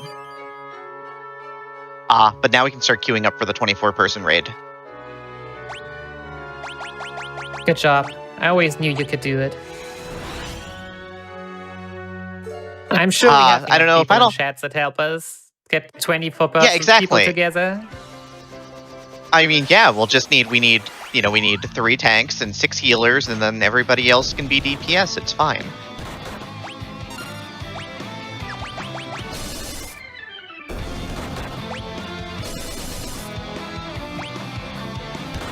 Oh yeah, fun fact, if in confusion you kill yourself with a blood spear and heal yourself immediately afterwards, you do not die. But you have as much HP as you healed yourself with. If it ever comes to that, I hope not, but I mean, I also feel like we might not have a choice to decide about that.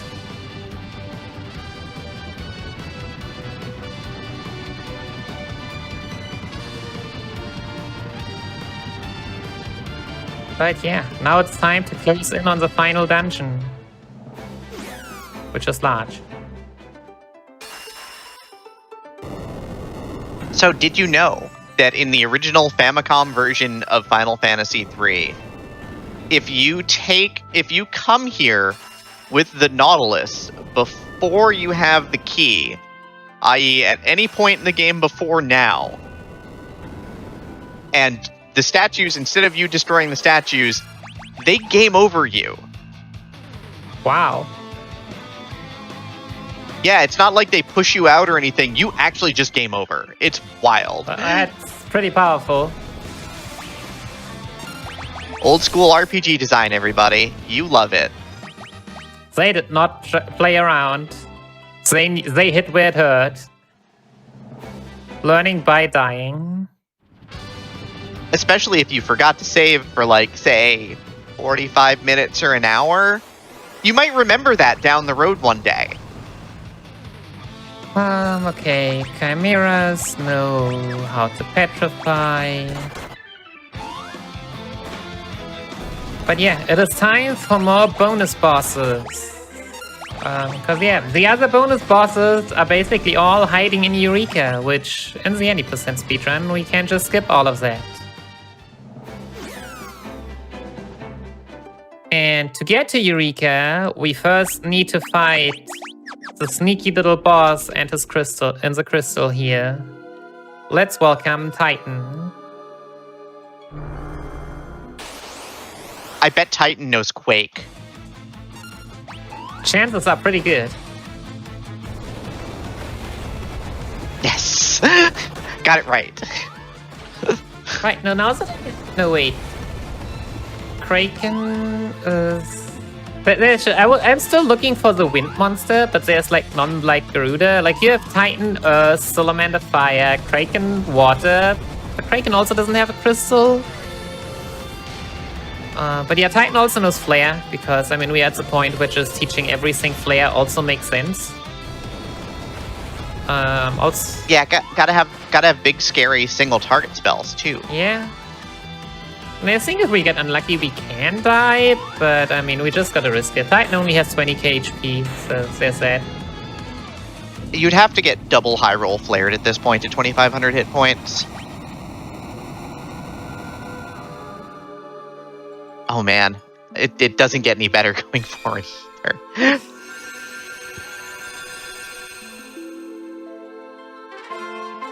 And yeah, getting the Magos Divu and Summoner jobs, which we'll never ever use. We just have our Dragoon job, and we are happy with our Dragoon job. Do you know how many times we did leg day? Like, we're not giving that up. We worked so hard.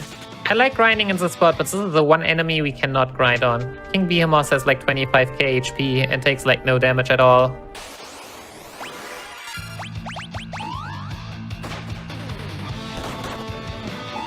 The Headless Horseman here, though, free money. Yep. Some nice little armor. New shiny armor. Don't you love new shiny armor? I am all about the new shiny armor. Spoiler, Drain Spear on Bone Dragon. Not the combination you're looking for. We got Alex. You'll die. For that. You'll die. We don't drain that much. We heal instead. Goodness.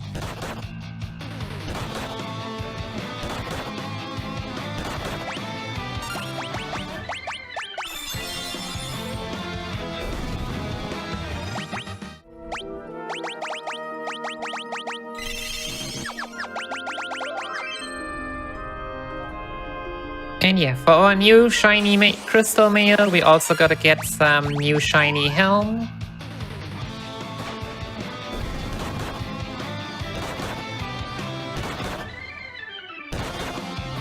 Jeez, could we please stop getting bad turn orders? I'm not sure when I last saved. Okay. It was when you opened the crystal mailbox. That's like 3 encounters. 2 or 3. Yeah, that's like that's basically a whole lifetime ago at this point. Yeah. It makes sense. You basically never die here, but you know how it is. I know how it is. Greater demons can summon Iron Claws, so just get rid of them immediately.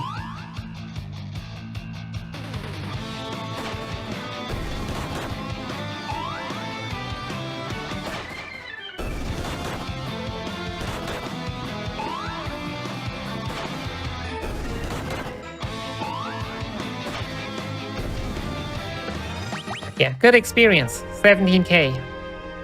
Even more than in those already good XP dungeons we had earlier. I mean, we are in the home stretch at this point. Yeah, and we can still do this with single Dragoon, which is neat.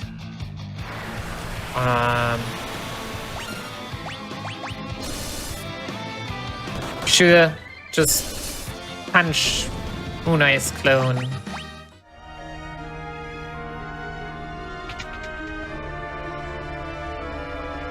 Okay, so I've heard that we want Ray back in action, right?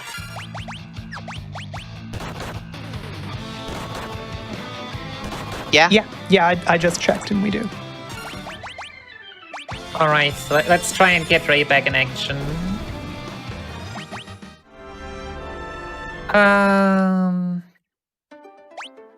Alright, jobs. You are a knight. You are a red mage, and you are a red mage. Phoenix Downs, high potions. Oh yeah. Mallet.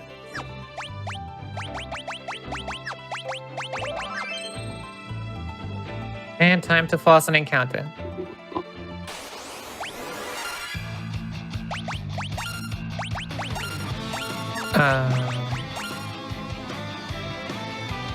Oh no. Oh no.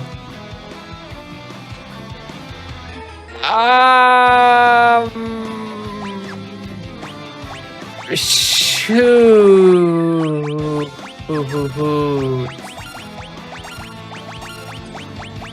What's wrong? I forgot to buy golem safes. Wait, I should have one golem safe. No, I didn't because I didn't pick it up. We need to run back. Okay. We need to... Oh gosh. This is gonna wreck our estimate. Welcome, thieves.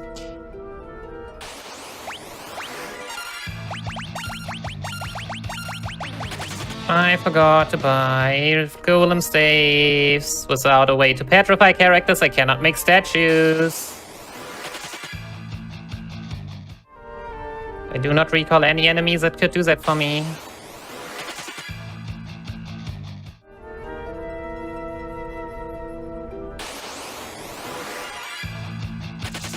Yes, we've gone outside. Okay, I mean, now loading a safe is also not worth it anymore.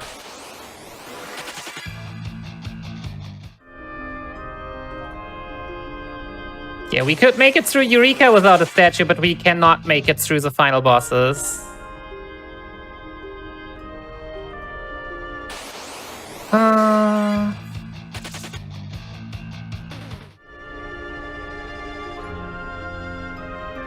Wait, what? Oh, yeah. I am not used to running this way backwards.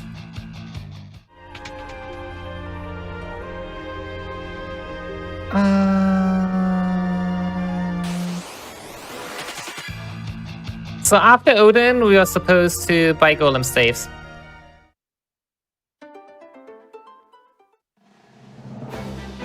Hello there.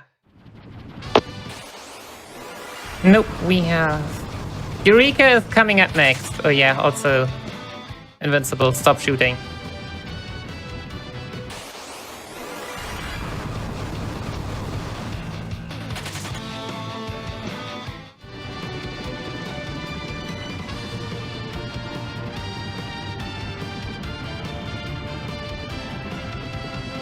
Please tell me I can't land here. Okay.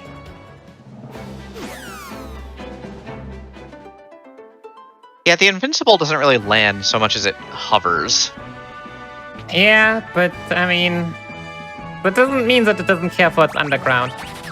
Okay, golem staff times 4. So what golem staff does is it induces petrification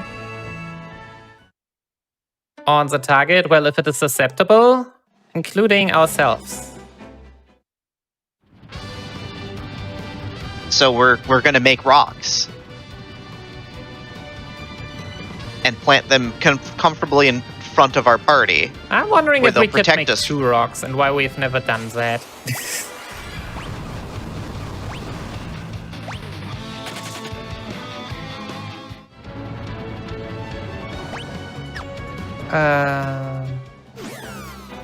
I will just run through and do it where we're supposed to.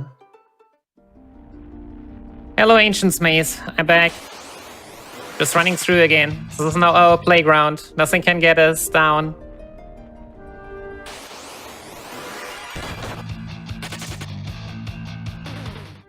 Sorry, Ray. You'll be back soon.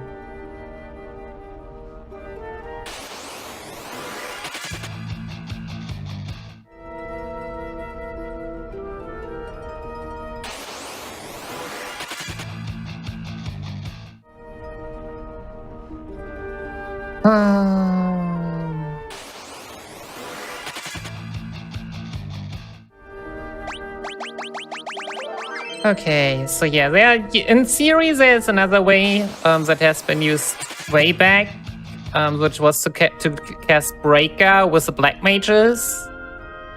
But in theory, the Golem Staff strat is just better. I mean, you have to buy one or the other anyways. I guess it would have been shorter now, because you can buy Breaker on the airship if I recall correctly. But... okay, here we are. We have lost roughly 5 minutes. So that is honestly not as bad as you would maybe expect. Dragoon, Knight, Red Mage now with 2 shiny golem staves. There we go. You get a high potion, you quick save, and now we force an encounter again, and now we have golem staves equipped. You can probably attack.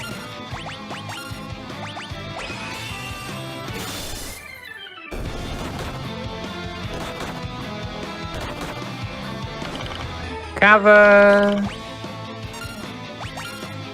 And there we go.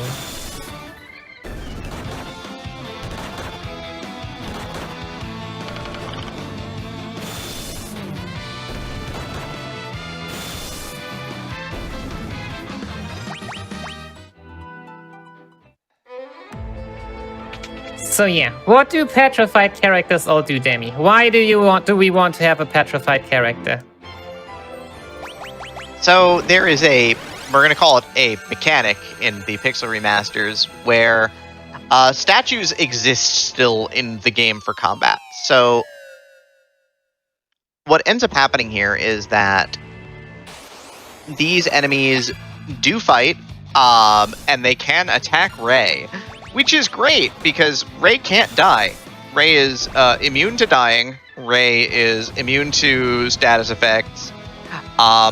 And so we'll receive experience. I don't think that really matters at this point. But as you can see, those attacks don't do anything. Which means that we have a chance to just freely evade attacks even between jumps, which can be really helpful for staying alive. But yeah, experience share in this case, it's not so great, but gotta do what you gotta do. But we've also gotten basically all the experience we need already. So we can handle that. Yeah, welcome to Eureka. Thanks to us defeating Titan, we now have access to this. And all the beautiful bosses that are in here. Total 6 if I recall correctly. That's a lot. First off is Ninja. Yep. Also,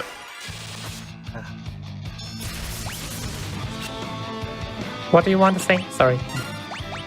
also you are closing in on Dragoon job level 99 at this point. Yeah, and basically every boss takes 5 or more turns. So for the, like, I don't know how many bosses, like, we have 5, 12, 11, 12 bosses left.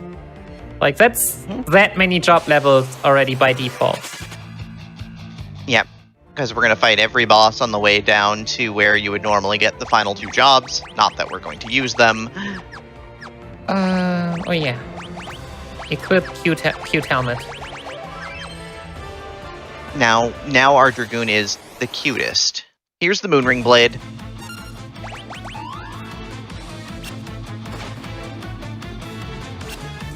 And time. Are we going to use this? Huh? No. No, we'll not use anything in here. We have our fancy Dragoon. Glitz could equip it so.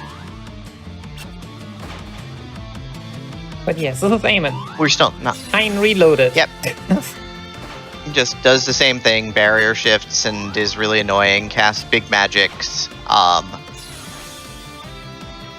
You know, we're just going to jump like 15 times to finish this fight. Yeah, we don't really care, except for the fact that it is really tanky and has 23,000 HP.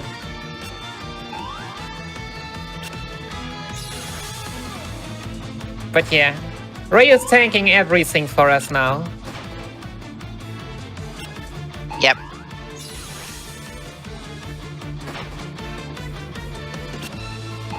Yeah, we currently also at the end of the Ancient Maze, we got a Holy Spear, which has, I think it's 105 instead of 90 attack. So we deal slightly more damage, but drain less, but it's still enough for us right now, so... Because, I mean, turn 1, we jump into the air as we are faster, we don't get attacked by the magic. And when we are in the air, we don't get targeted, but Ray gets targeted instead, because it's the only valid target. So we never get hit by the single target attacks. It's great. Yeah, that's Amon.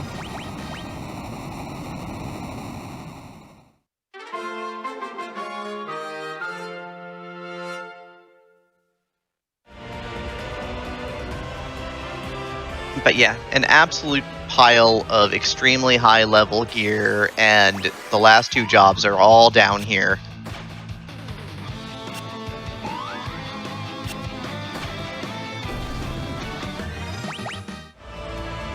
Yep. Yes, this is the first fight. What we really want to have a statue for. What my notes are telling me. Here's Kunoichi. Cause Kiroga. It hurts a lot. But Ray is good. Ray can tank that. Ray tanks absolutely Ray is- everything. Yeah, Ray is doing good. There you go. Even with haste, you can't melee through Ray. She really tries, though.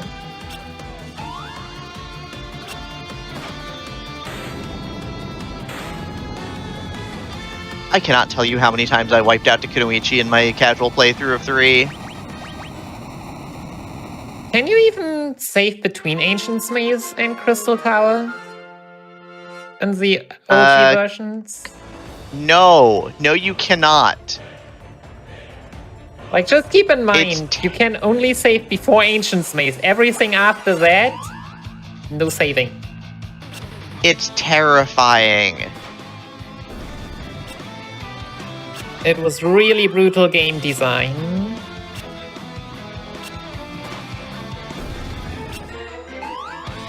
For all those old versions. Like Famicom, Wonder Swan, I don't know. DS, PC, 3D PC when it first came out. Yep, here is the general. We have a ribbon, so in case we do get hit by a single target status effect or death effect, we survive it. Death can just instantly give your Dragoon if you do not have a ribbon equipped. Yeah, unless you are Ray. Then you tank death like a pro. Yeah, then you like we said already, you can't die. That includes effects that say that you die. That is how that works, right? Yeah. See, it just misses. It is clearly the cutest statue we could have made. For sure.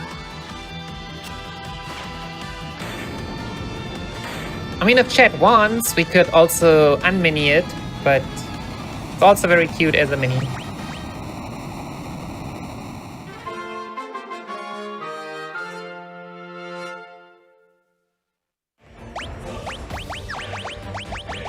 Alright. So yeah, the way to the next boss is a bit longer again and not just one encounter, so we'll switch back to C. For one encounter alone, I don't even bother. Because, I mean, experience is also good here. Can't complain about that. Yeah, the strongest 2 bosses down here are still coming up.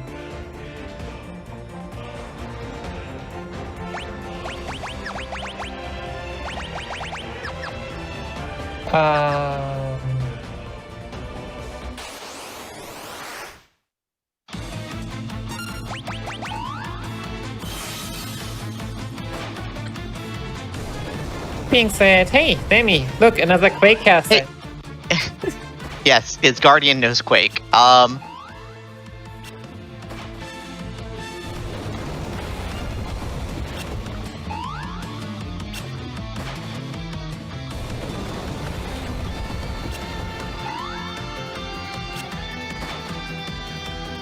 Doesn't even get the animation on Ray if Ray is by themselves. This is what makes it so good. Especially for the single target spells that attack Ray instead of Loris.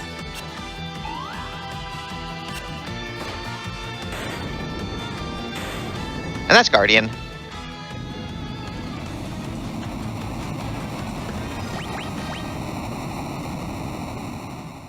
So yeah, getting the Ragnarok.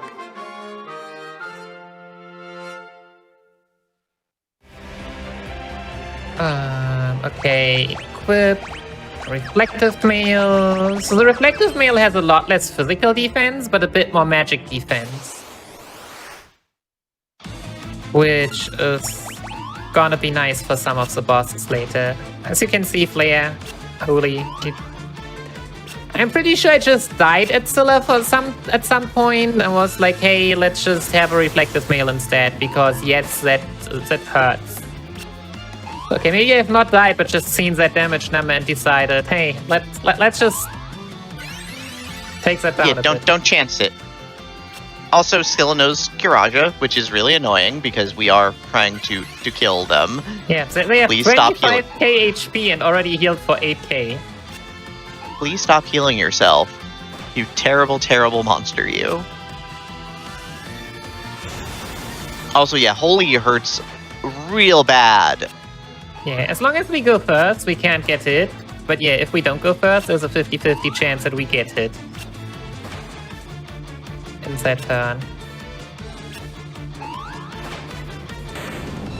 Yeah, and if you do get back-to-back holy, you just drop dead, so... Yeah.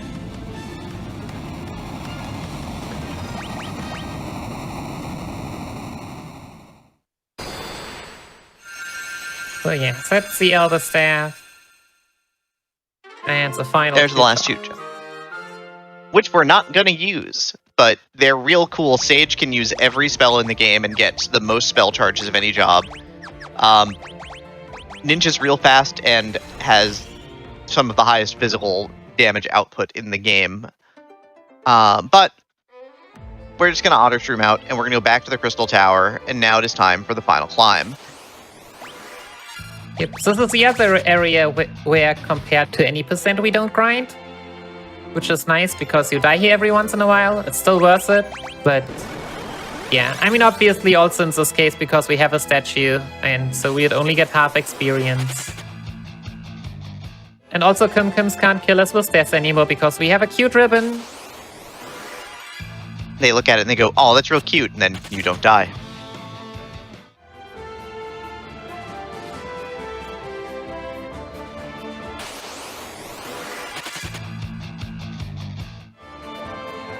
But yeah, this dungeon is a lot faster if you just run through and scam from everything.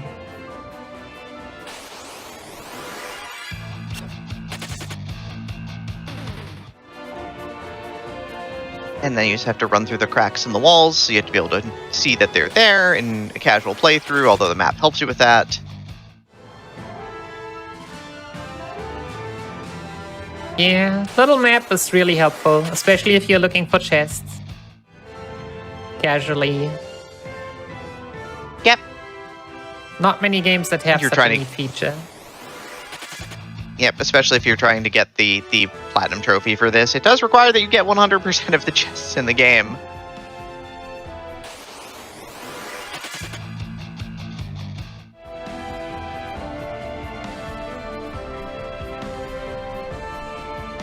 We're already almost at the top, so yeah, in any percent, this is the floor where you would try to make a statue. But yeah, we already have one.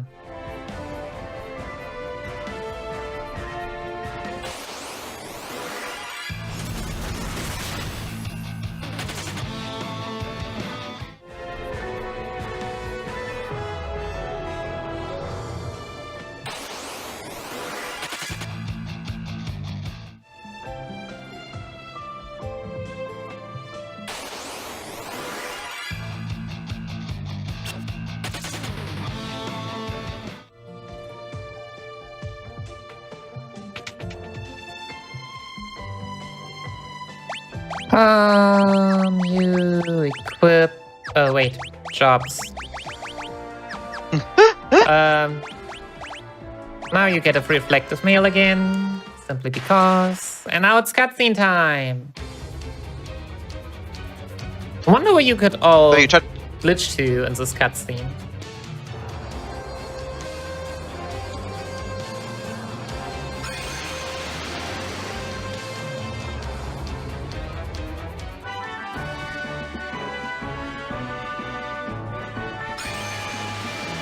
Then again, you would... And Doga's like...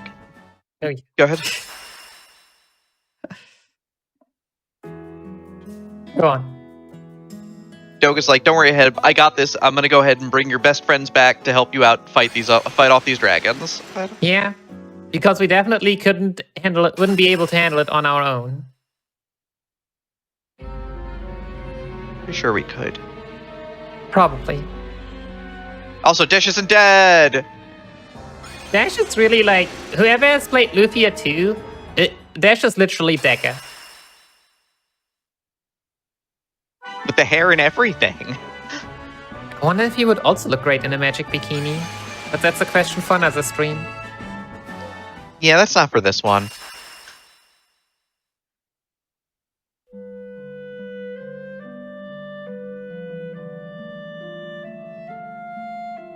But yeah, we even get the lead fellow. He is the leader after all. Yeah. He's the strongest. Honestly, I wouldn't be surprised if the reality is that Dash actually wins against all 5 of them and the rest is just watching. I mean, I assume Sarah can fight a little bit. I mean, she can maybe hold him off, but... Yeah.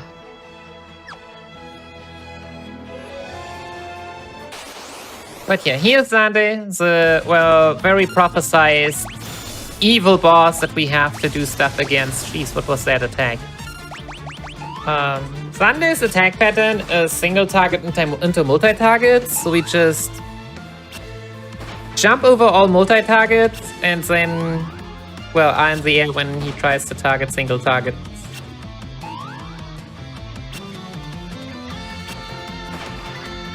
So that we hopefully this never is get great. hit.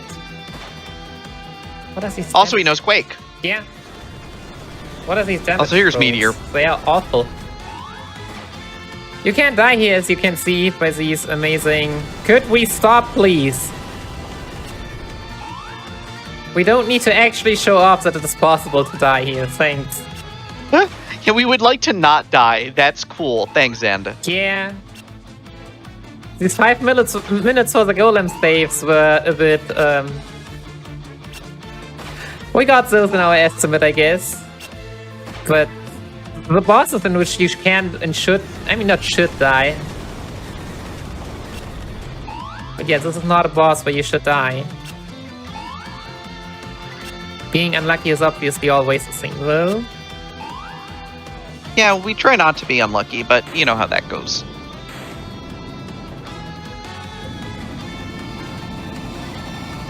Alright, so the evil boss Xande is down, so we are done now, right? Right? Yeah, absolutely. That's basically like killing the Emperor in 2, right? He's just the Emperor for 3. Oh, no. Oh no, Cloud is there.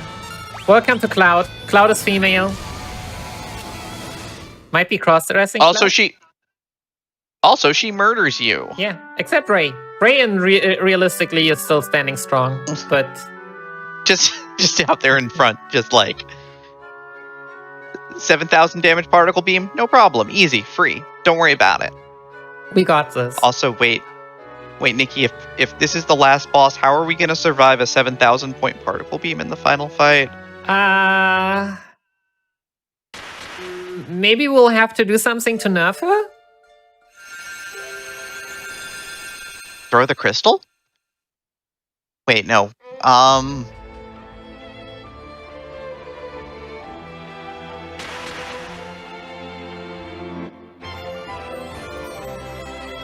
But yeah, I think realistically, so we are the 4 warriors of light, but they are also the 4 warriors of darkness. And this balance has somehow got thrown off, and hence Cloud of Darkness has been summoned. But we have only done the light crystals, so we also now need to do the darkness crystals.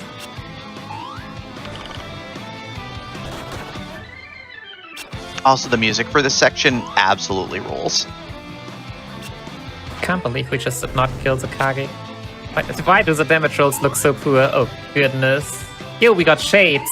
I'm not happy about that. Yo, we're rocking the shades right now. We should probably take those off. Yeah, probably. So, I've looked in the bosses list. Oh, get a second encounter.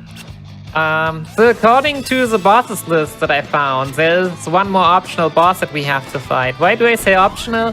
Any percent fights that boss, but any percent fights it because that's where they get the ribbon. We already have one, but yeah, as it turns out, Xande's clone is also a boss. So here we go.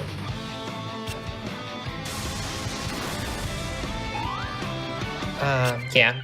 Just 23k instead of 38. Also, Xande's clone forgot to bring armor to this fight.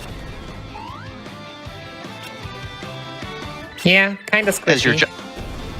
As your jumps are hitting for like 6k a pop, so Xande just explodes. Oh yeah.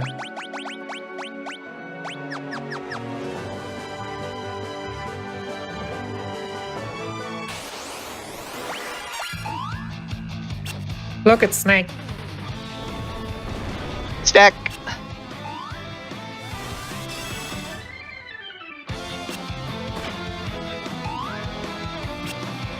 Stack is healthy. Why are the damage rolls so underwhelming right now? Well, I guess it's just damage rolls in FF3.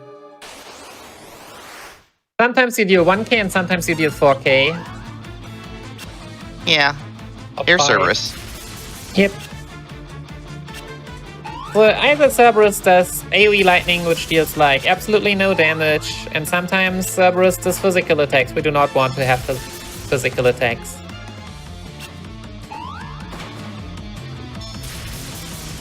Oh yeah, also our statue grew up. Fortunately, the party heal did not remove our petrification. Just removed everything else. But who cares about everything else? I mean, as long as we have the petrification, right? Yeah.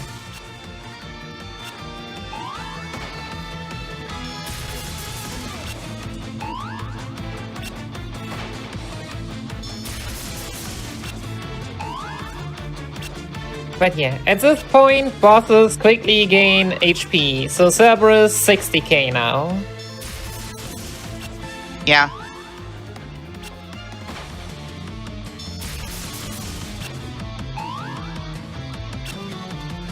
And I want to say it's as safe as fight as it looks, but sometimes, you know? Sometimes Cerberus just does not play by the rules.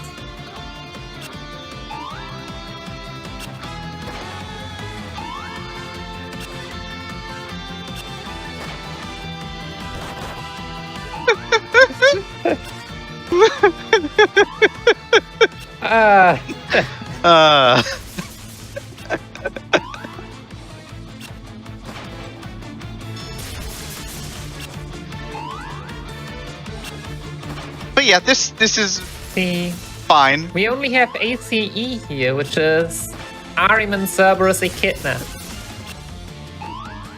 What about Two-Headed Dragon? Does Two-Headed Dragon not get any love? Can't make anything with that. But yeah, hey, we got the first one down. Let's go. Also, apparently we already reached up level 99 because we don't get a pop-up anymore. But yeah, we are unlocking the Warriors of Dark and the crystals.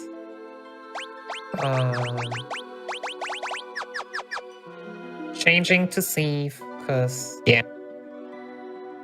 Because running away. Too many encounters and running away, and We have all the levels we could ever want and more. no, we can always want more. 2,900 HP is actually pretty low, but we should at least get one more level.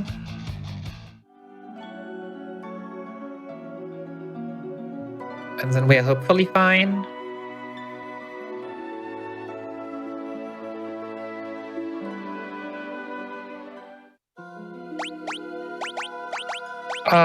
Front row jobs, you quick save. So yeah, time for twin-headed.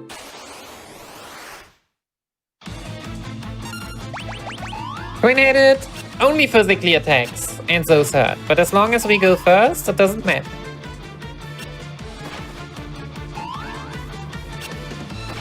And yeah, if twin-headed is very rude, I think it can even deal 3k on a pot. But yeah, that's just FF3 damage rolls. Yeah, FF3 can ruin you sometimes. Yeah. But Ray, however, does not take 3,000 damage from the melee attacks, and that is what matters here. Yeah.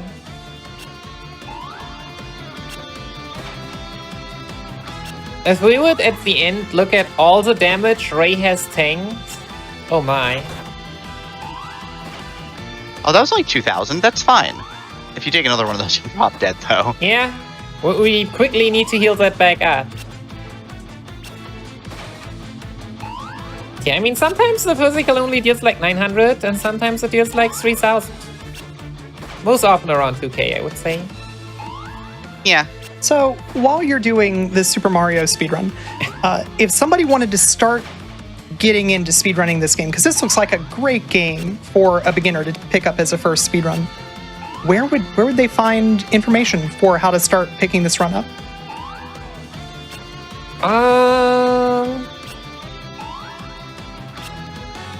Good question. I'm just checking if there's anything pinned, which... Nope. So we have a Discord, and I want to say currently there's more going on in the relay chat, actually. But you can also write me, and I can give you the notes. I have done in the past a short 5-minute video in which, like, just the bare bones strategies and, like, background knowledge is explained. I was wondering about making a guide, but I have not gotten into doing that yet. But yeah, the FF3 community is kind of small and cozy at the moment. But yeah. Which also means, at least for my part, that this is a channel that I have unmuted and I would actually be able to read if anyone ever writes something there. Of which the link is, I guess, on SSC or the general Final Fantasy Hub. And if not, you can always DM me. That's always something that works. Wait a second.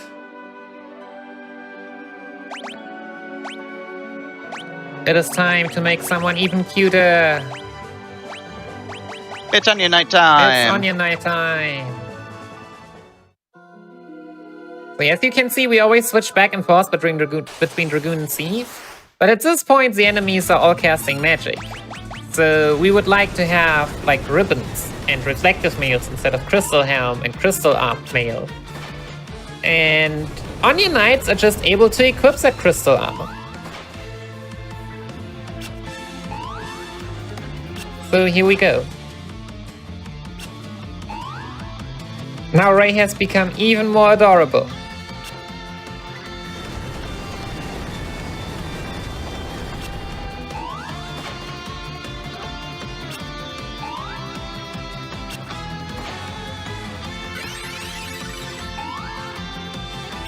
Yeah, Ahriman has the highest amount of HP of the 4 bosses here with 75k, and can use Courage, as you were able to see. So realistically, often closer to 100k. Don't you love RNG, Danny? Isn't RNG I do love RNG. Like, you've got to have some RNG in your speedruns, otherwise where's the fun of it? Yeah.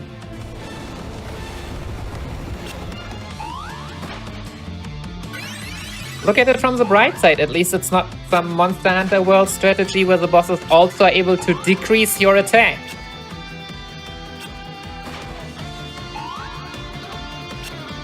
So that the fights take even longer. But yeah. We don't want these fights to take long, that's more chances for RNG to get you killed.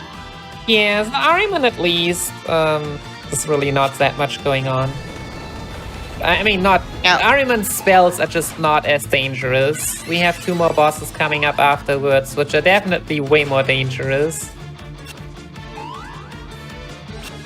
I really wish we would see that 3k, but unless I fight some more random encounters, I have the feeling we won't.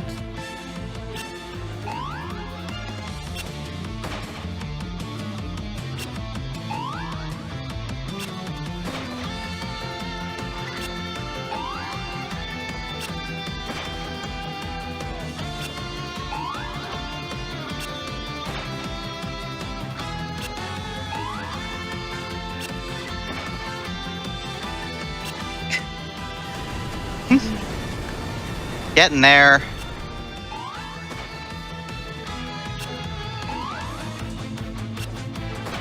But yeah, I have honestly... There was a time where I wanted to count damage on the final boss, but whenever I counted it, I died, so I've just stopped counting. Because that's definitely how it works.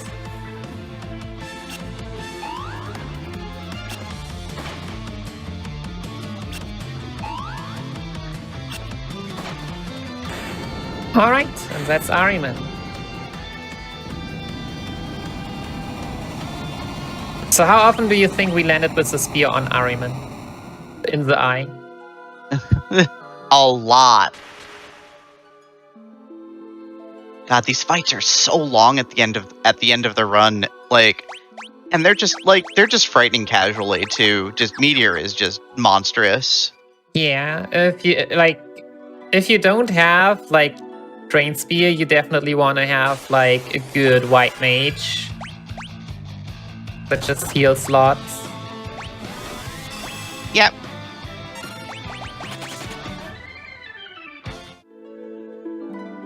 Like, I think when I got my casual playthrough to Cloud of Darkness, my party was Ninja Dark Knight Sage.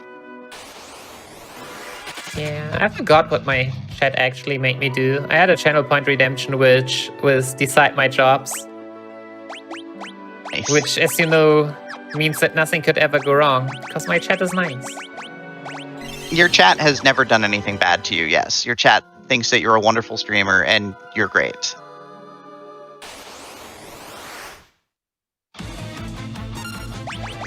Alright, it's time to fight the two really dangerous bosses, right? Yeah, Echidna, and then this is it. This is the second to last boss. Yeah, so Echidna also has a pattern. It is single target spell, multi-target spell. Sadly, there's nothing we can do to actually abuse that. And yeah, if we get Flare into Meteor or the other way around, We could die.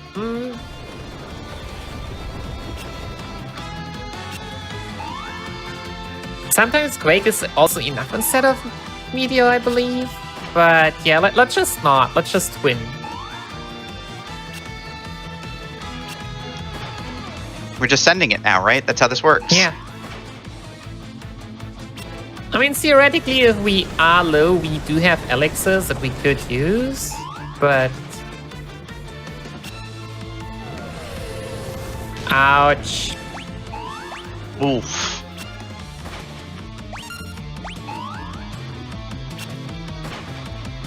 Also, some more damage very. for more draining would be nice, but yeah. Yeah, better rolls would help a lot here. Since we only have one Blood Spear equipped at the moment, we're only healing for a quarter of the damage we do. Which is not ideal, but...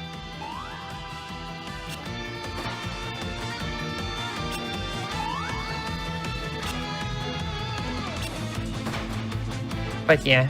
So we could also equip 2 Blood Spears, but in the end, if Echidna wants you dead, Echidna can just kill you from full HP, so might as well just go with a bit more damage.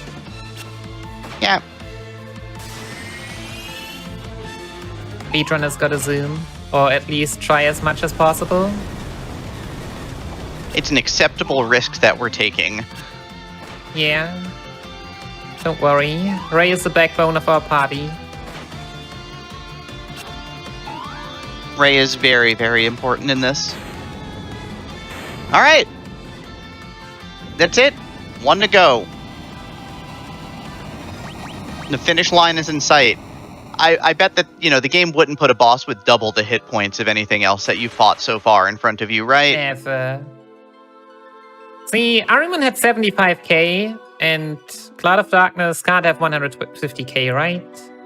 Also, I believe I saw that we have very close to the next level, so, you know, let me just quickly get one more encounter.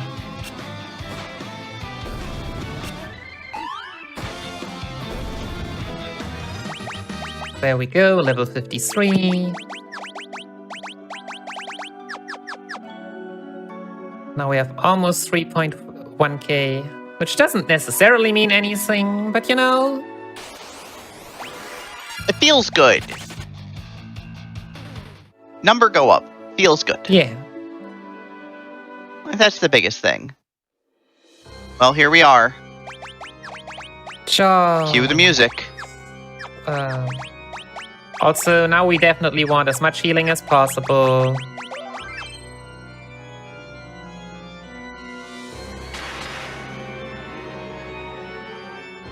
So yeah, thanks. You can go here immediately, but then you will again get particle beam for over 7,000 damage AoE. But yeah, thanks to us having unlocked all 4 dark crystals, we now get this nice cutscene, and it is a bit nerfed.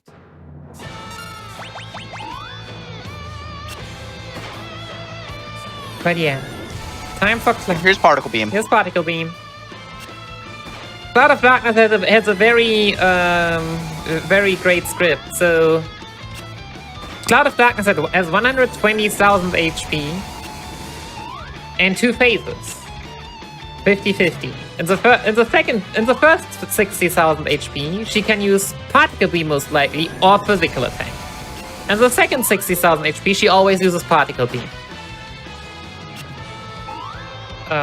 Yeah, optimally you will see we jump up, she uses tries using Particle Beam, we come down, she uses Particle Beam. As long as we always go first, we are safe. If we go second in the turn we want to jump, that's when stuff becomes yeah, okay. How much? We take those. Alright, we're sending it. 900 is, I mean, good enough, I guess. Oh, nice. Nice roll.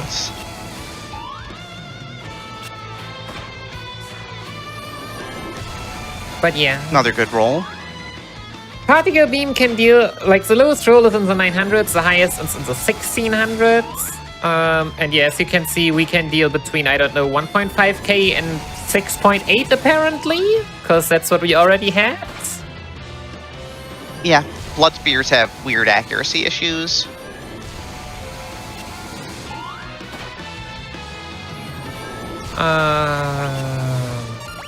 Okay. Yeah, if we are low, we do have elixirs. Which we would still need to get the first turn off then when we are trying to use it.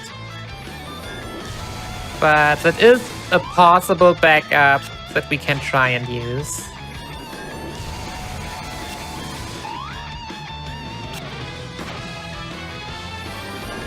But yeah, this fight is utterly devastating casually, where you need to heal so much. Yeah. The Dragoon really forgoes the need to heal that you would casually have in this run. Or in this game.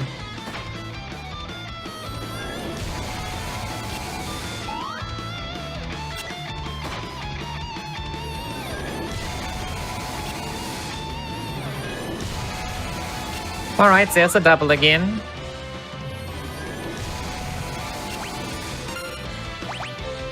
Sure. We have the elixirs, right? Let's just show it off. Like, here's Particle Beam.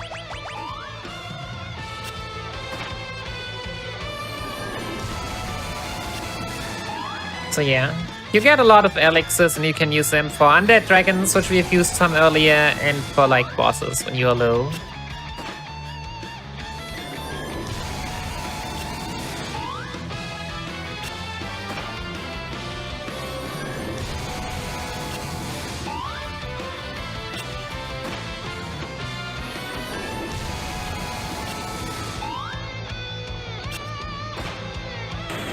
Time. Whoa. Yay! That was a quick one. That was smooth for this fight. Yeah. I mean... hey, you were a bit underestimate. Yeah. If Cloud of Darkness wants to kill you, it usually happens very quickly.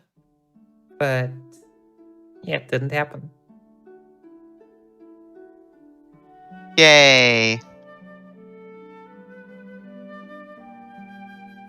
Well played.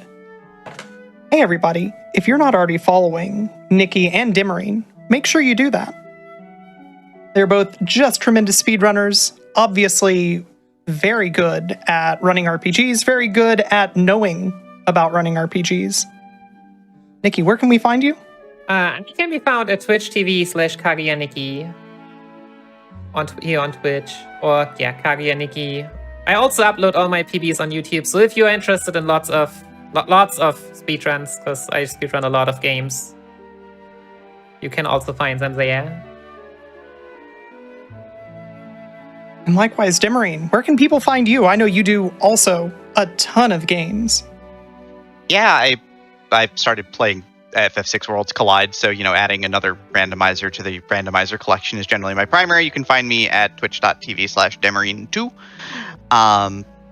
Yeah, mostly stream on weekend mornings. And finally, you haven't heard them in voice, but they've been running the stream and just really having a good time in chat. Hey everybody, if you're not following Railcoon, you're missing out on a real one, and you should be following Railcoon on account of Railcoon being super rad.